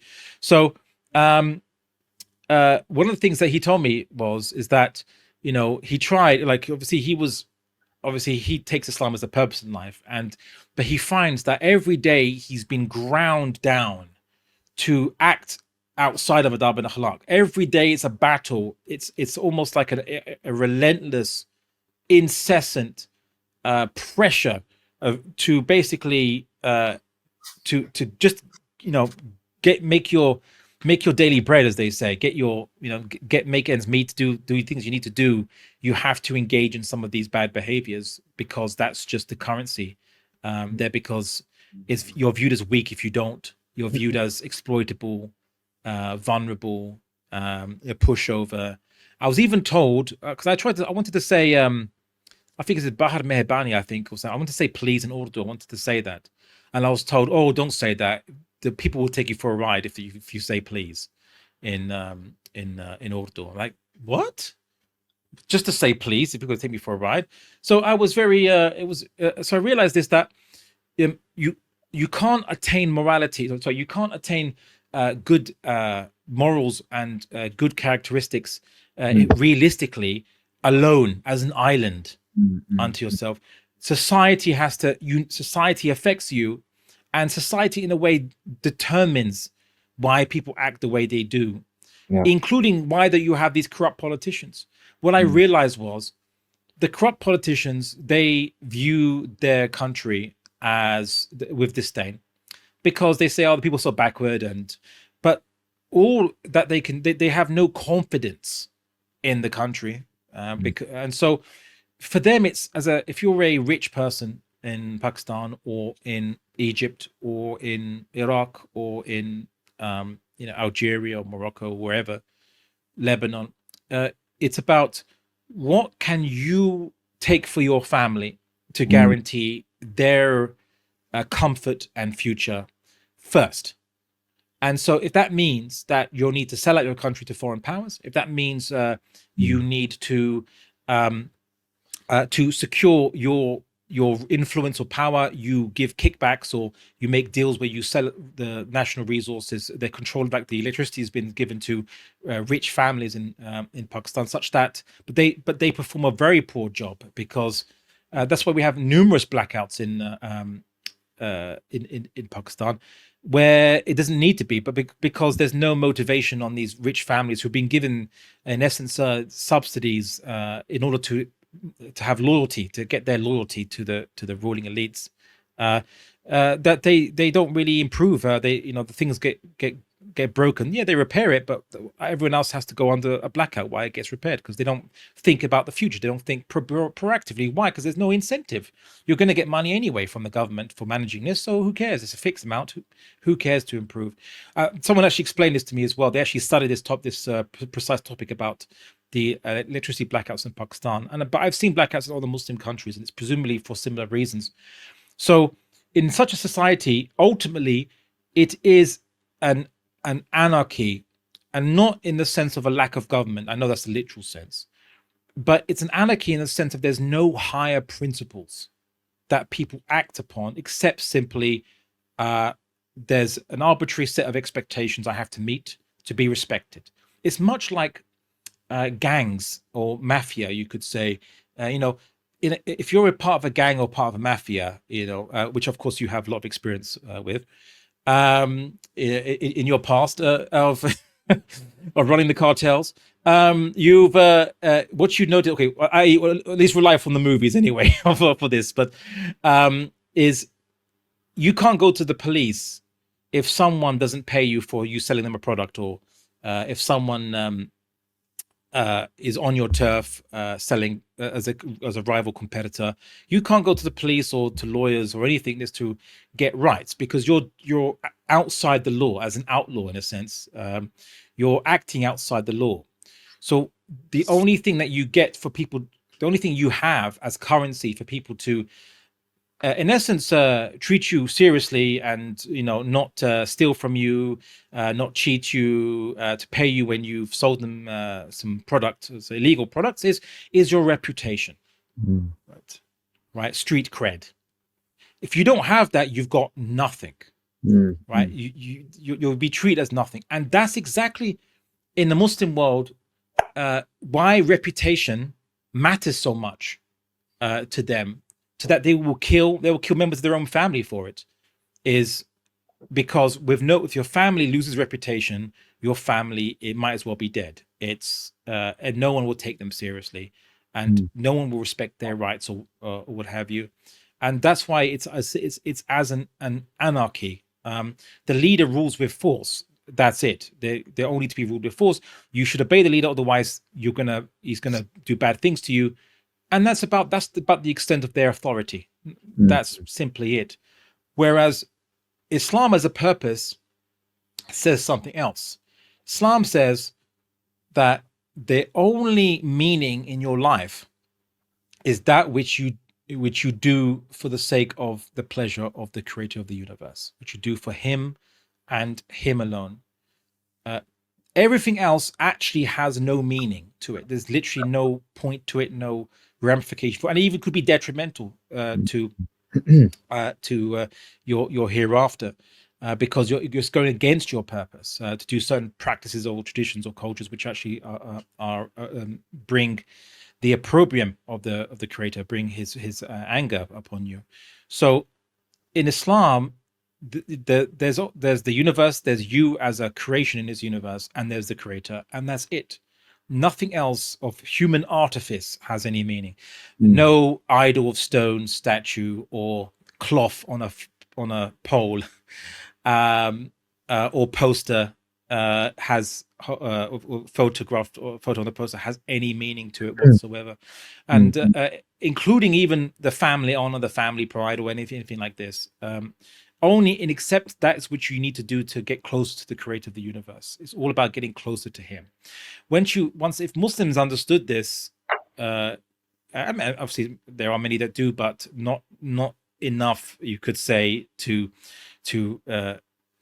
actually dominate a state and have that state basically be make as its national interest the pleasure of Allah subhanahu wa ta'ala. Our states have no purpose. I often say, what's the purpose of Afghanistan? What's the purpose of Turkey? The purpose of Egypt? The purpose of Algeria? The purpose of Saudi Arabia? It's just to exist, right? And so people just exist. It's just that their view to life is, how do I get from birth to death with as minimal fuss as possible, right? Whereas in the West, in Japan, China, and many other countries, even with false purposes, it's rather how do I maximize my contentment, pleasure, enjoyment, self-realization, potential, whatever, within my lifespan? How do I maximize? So they will work really hard because they see there is an increased benefit. They will improve their work, make it more efficient, develop it, because they see there is benefit to that purpose of self-gratification. Whereas in the Muslim world, I've seen it's do the bare minimum possible, just get enough so that your family survives, you survive, and you don't bring shame, and that's it. Whereas Islam says what we must reach, if we can attain for the perfection, even though we can never reach it, but we can attain for the perfection of Allah's pleasure. For us, maximize thawab, good deeds, maximize, so that you might have Muslim entrepreneurs saying, like we did in the past, I will do some new research. I will fund new research that will bring new cures for diseases. That every time someone is cured by this, my medication, I will get Allah's thawab for this. I will get good deeds for this that will extend beyond, as a sadaqah jariyah, beyond my lifespan. Right? I will get knowledge, improve knowledge, because everyone that benefits from this knowledge, I will get maximized thawab from Allah subhanahu wa ta'ala. I often said that we are thawab capitalists in a sense, in one sense. In another sense, we are Allah's. We want to maximize pleasure, the pleasure of Allah subhanahu wa ta'ala. We want to perfect. We want to get close to Him in the most perfect way, and because there's no other meaning to anything else, any other activity, and because we lost this drive that the Sahabas clearly had and demonstrated, that the Prophet Muhammad obviously, of course, had, and that many of the early generations had. We lost this. We started to degrade as a civilization. We started to stagnate. And what killed us, and I think there's a hadith that talks about this. I think the Prophet Muhammad said what he fears from us, for us. Sorry, is and I'm paraphrasing it here, so I need to find the exact narration. But I think it goes along the lines of, he fears from us comfort and wealth, because when we attained success, civilizational success, many people say that predicts a plateauing of civilization, then eventually a degradation of it, to the point that we simply forgot our purpose along the way. And Islam is a relic of our past, in a sense. It's part of our culture, but culture is just a set of arbitrary values and practices from our past that we maintain because society expects us to maintain it, but doesn't really. It's not the main driving force. And what I realized is that in the Muslim countries, both you might call the religious Muslims and the secular Muslims, both are afflicted with jahiliyyah, as you could call it, like this. They both segregate Islam from politics. So the seculars would say we don't want Islam in politics because Islam is a thing of the past. It was for back then. Now we have to use whatever for them. They're not motivated by actually the idea of we must progress for progress's sake, or we must maximize utility. They are imitators of the West. They say, "Oh, this is the latest from the West, and we have to keep up with our neighbors." Because in the Muslim world, people keep up with the idea is to keep up with your neighbors. So for them, we must keep up with what the West is doing. So let's just whatever they're doing, we need to use it and take it. We don't want to be looked as shameful, backward people. But they will look at other people in their country as backward people that bring shame, and especially they look at the religious people like this. The religious people, like in the Muslim lands, I've seen scholars and others not. And I'm going to make this very clear to everybody, not everyone, right? So I'm saying that a significant proportion, let's just say, from my encounters, they view that, well, we can't control the political side of things. And you know what? It's filled with corruption. It's filled with bad and evil and so on. So let's preserve our deen by separating ourselves from the political, which is basically the life's affairs, basically separating ourselves from discussions of life's affairs and focusing on just making sure that people are maintaining the rituals that they're meant to be doing, and also that they're preserving their aqidah from the various aqidah debates and arguments that are happening across the world, and with rival factions and things like this. And if you'd like, if I could make a meme out of this, it would be, you'd have the secular guys on one side and the religious guys on one side, both building together on each side a wall between them, separating Islam from the public life, and they both contribute to that. They both are happily building that wall together. They say, we want to preserve our deen, we want to separate ourselves from life's affairs. They even disdain luxury. Like one brother was saying to me, he said, you said you're here to learn, to do research, and also to do dawah and what have you, but look, you've put yourself up on a nice hotel, like this. Would the Sahabas have stayed in such a nice hotel? And I said, well, firstly, it's my own dime. This is my own money. No one's giving me any money for this. This is my own money that I'm choosing to spend on that hotel. I'm not being paid for this. Literally no one gave me any money at all whatsoever for the entire trip. I burned a big hole in my my bank account with this trip, by the way. But so I was here for sabilillah for this. But I said, but what is wrong with some comfort or luxury? Where is it haram? But the idea that luxury or comfort, or luxury, maybe not comfort, but luxury is somehow antithetical to Islam. Therefore, you should be happy with doing the bare minimum. What often they said, well, like, you're not like the Sahaba. So when the Sahabas used to go on jihad, they would go with the bare minimum. They wouldn't have, I mean, I don't know what luxuries you could have when you're out campaigning in medieval warfare, but I said, well, I mean, what are you going to argue next? Would you say, if Muslim armies shouldn't have tanks and planes, these are luxuries, we should have horses and with riding with RPGs or something like this, that should be with swords and arrows. Why this luxury? The Sahabas didn't have this. They didn't use tanks or planes. So it was a very I noticed that the idea that you should just if you are poor, it is piety to seek contentment in your poverty and not aspire to more than that. Even through halal means, like it's actually a mark of piety. And this is where the idea of qadar al-qadr, this is where people from the religious side, you could say, building this wall, the idea of qadar al-qadr was in the Muslim world is designed to make this an unchanging situation, which is Allah decreed things to be this way. We are weak. Muslims are being attacked, being massacred around the world. This is Allah's will. We can't change it. Nothing we can do about it. Oh, well, make dua, because dua is easy to do, right? So you can, and cost nothing. You don't have to risk anything to make dua. It's nice and comfortable. You can do it from your own home. Make dua.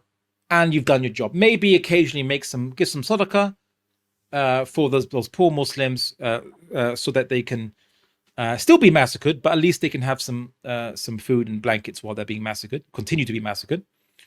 But that's about it, right? And this was incorrect. I had people say to me, like, for example, there was one they invite me to a podcast. The people invite me to a podcast, and they were confirming it, and I didn't have roaming on my phone, so I went out of one Wi-Fi signal when I was traveling for about 3 hours. And then I came back into the Wi-Fi signal, and I had confirmed the podcast for the next day. I confirmed the time I'd be available for it, where it would happen, the area, but I didn't confirm. They asked me while I was out of Wi-Fi range, which hotel they would pick me up from to take me to that place. I gave the general area. I actually didn't know what hotel because I hadn't booked it yet, so I didn't know where I was going to be staying. And it's just for 3 hours I was outside of communication. And then when I come back into a Wi-Fi signal, which is at the hotel, they'd miss a message saying, as per the qadar of Allah, we have decided to cancel the podcast because we've not heard from you to confirm where you're staying. And I was like, well, it's only been 3 hours, but wait a second, as per the qadar of Allah. Well, I mean, sure, now you've cancelled it. It is the qadar of Allah. But you didn't cancel it because you knew it was the qadar of Allah, right? No. Right. Yeah.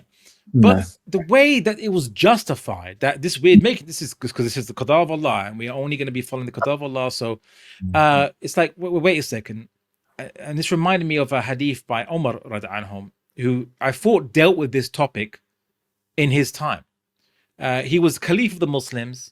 He was going to plan a trip to Syria to visit, the part of the Khilafah which had been opened up against the Romans. It was the people of Syria.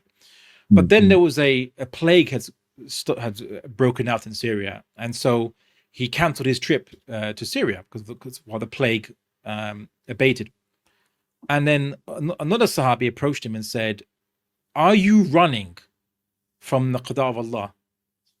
And yes. Omar said, as you know, as you might have read this one, I'm running from his qadr to his qadr, right? Mm-hmm. So, which is that, yes, Allah has decreed everything aforetime, yes, but we don't know what his decree is. Mm-hmm. And if we choose to be lazy and say, I'm not going to do anything, then sure, from our perspective, from our vantage point, in a sense, becomes his qadar because we chose it.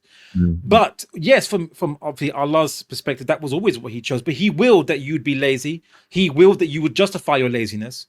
And therefore, he willed that nothing would change for you because you justified your laziness and you're a lazy person. So yes, he willed this. Yes, because he knew that you'd make that decision. But it's still your decision. And the consequences are because of your decision. That is how Muslims should understand that topic. But the understanding of qada wal qadr in the Muslim world is designed to justify Muslim weakness, passivity, apathy, almost fatalism, like the Jabriya. If there's a common joke in the Arab world, which is, if you don't want to do something, you say Inshallah bukra mumkin. So if God wills, tomorrow maybe. Right, so could you help me out with something? Inshallah, bukra mumkin, which means you're not going to do it. It means unless Allah physically, in a sense, compels my hands to do that thing for you. So if Allah makes me do it, I'll do it. But if not, then in a sense, He didn't will it, right? Right. Whereas, and I made a joke. I wrote on Twitter once. I said that the whole Muslim world has converted to the sect, an old sect that had died off, called the Jabriya, which is the compulsionists, you could say, that they believe that people only do things by Allah's compulsion. You have no free will. Everything is only by His compulsion. So the whole Muslim world has turned it because we have resigned ourselves simply that life is simply about getting from A to B, from birth to death, with as least fuss possible, which is why the most common dua that I think many Muslims make, it's not bad in of itself to say it, but it's so common. People say, may Allah make things easy for you, as opposed to may Allah improve your affairs. May Allah help you to attain His goals, right, for you, rather than just your own goals. So this is what I realized, that Muslims, they've forgotten our purpose, and I suppose the question is, well, how would you resolve this situation? Like, what does it mean to be revived in a sense, or how would revival look like? And there are many people who are many revivalist Muslims on the ground, you could say, in Pakistan, which are amazing brothers I met, and I had the pleasure of meeting them, and they really heartened me. So there is an active movement for change in Pakistan as we speak, alhamdulillah. And when I went there, I said to them, look, I'm just passing by, but anything I can do to help, you guys, any small things I can bring, even if it's just a different perspective, because of I'm from a different location, a different, it's always an outsider might always be able to help, and maybe see things, give a different, additional, maybe helpful perspective, because I'm from a non-Muslim majority environment, so my dawah about Islam is obviously, it's been different to you guys who are giving dawah for revival. Is obviously a different milieu. So yeah, so alhamdulillah, I'd say they call into this, and I think what it really involves, and it can involve by many mechanisms, whether it's by public campaigning for the laws of Allah subhanahu wa ta'ala to be restored in Pakistan, for an intellectual revolution, whether it's by people doing halakas, people doing conferences, people doing a whole number of things. But ultimately, Muslims must be reintroduced, I would say, to Islam, not as something their parents told them to do or believe in. Like the Quraysh would say, we only follow what we found our parents upon, but rather they must be woken to it by saying, well, actually, what are we meant to be doing in our lives? What is the purpose of humans in this universe, in this cosmos? How do we know Islam is true? How do we have any certainty in Islam? How do we know it's true in the first place? Rather than simply, well, my parents told me, so I just took what my parents said. Well, does not the Hindu or the Christian say the same thing? Right? So can we not, we must get yaqeen, certainty, that Islam is true. And then once we understand this with certainty, we say, well, what is our place in the cosmos, our place in the universe? In a sense, it's only to worship Allah, the creator of the universe. Everything else is meaningless. And what does he ask us to do? And how can we be wise in achieving these goals? What is the wisest, most efficient, most optimized way to do these goals? And you can, with that change mindset, you will see a radically changed society. And I've met many brothers who are not just revivalists, but they've actually started being they're entrepreneurs. They've made businesses. They've actually try to do things which are more cutting edge, because they took this, that Islam emphasizes excellence in attaining our goals and in doing good. And of course, for us, competing in doing good is not one where we have to undermine my brother to compete with him, but rather, if he does something good, I should do something better, and then he'll have to do something even better, and then I have to do something even better and better, and we race with each other to do good, as opposed to say, like, mashallah, may Allah reward you, I'm going to now do something better to get even more reward, and then he'll do the same. And that's how we uplift. And as the saying goes, this improves society, and a rising tide lifts all boats, right? So rather, as opposed to saying, I'm going to sink your boat for my boat to be successful, or what have you. So that's what I'd say was one of the things that I've already been talking about revival, and I've given those kind of arguments before. But when I went to spend time in the Muslim world for 2.5 months, embedded, you could say, as with people, with families, looking like a local in some sense, at least the Pashtuns. I really got to, it really, in a sense, hit home the things that I used to only write about and only had a theoretical understanding of, and see. So yeah, it's quite the amazing experience, and I would like to do the same in Turkey, in Malaysia, Indonesia, Bangladesh, and others, and and Iran or Persia, if while it's not being bombarded by Israel. Indeed. No, that's hopefully. absolutely fascinating. No, that would be a wonderful aspiration to have, actually. And then you could report on that and make comparisons and provide even more insights for the rest of us to appreciate. So extremely interesting. A lot to process there on many levels, but it was a much richer experience and encounter that you've explained to us than I could possibly have imagined. So I'm very grateful for your time and for sharing that. Barakallahu fikum. And I think that the final thought would simply be this.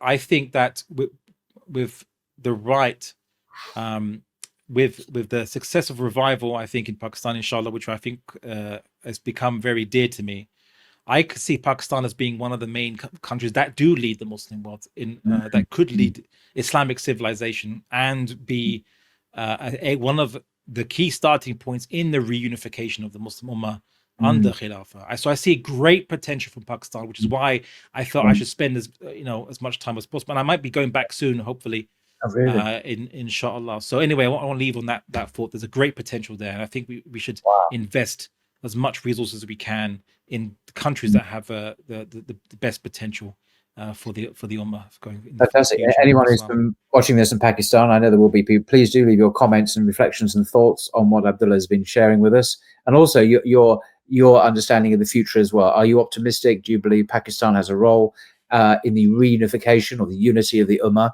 which is so sorely needed, inshallah? So thank you very much indeed, Abdullah. Very much looking forward to hearing quotes. And until next time, Assalamu alaikum. Wa alaikum assalam wa rahmatullahi wa barakatuh.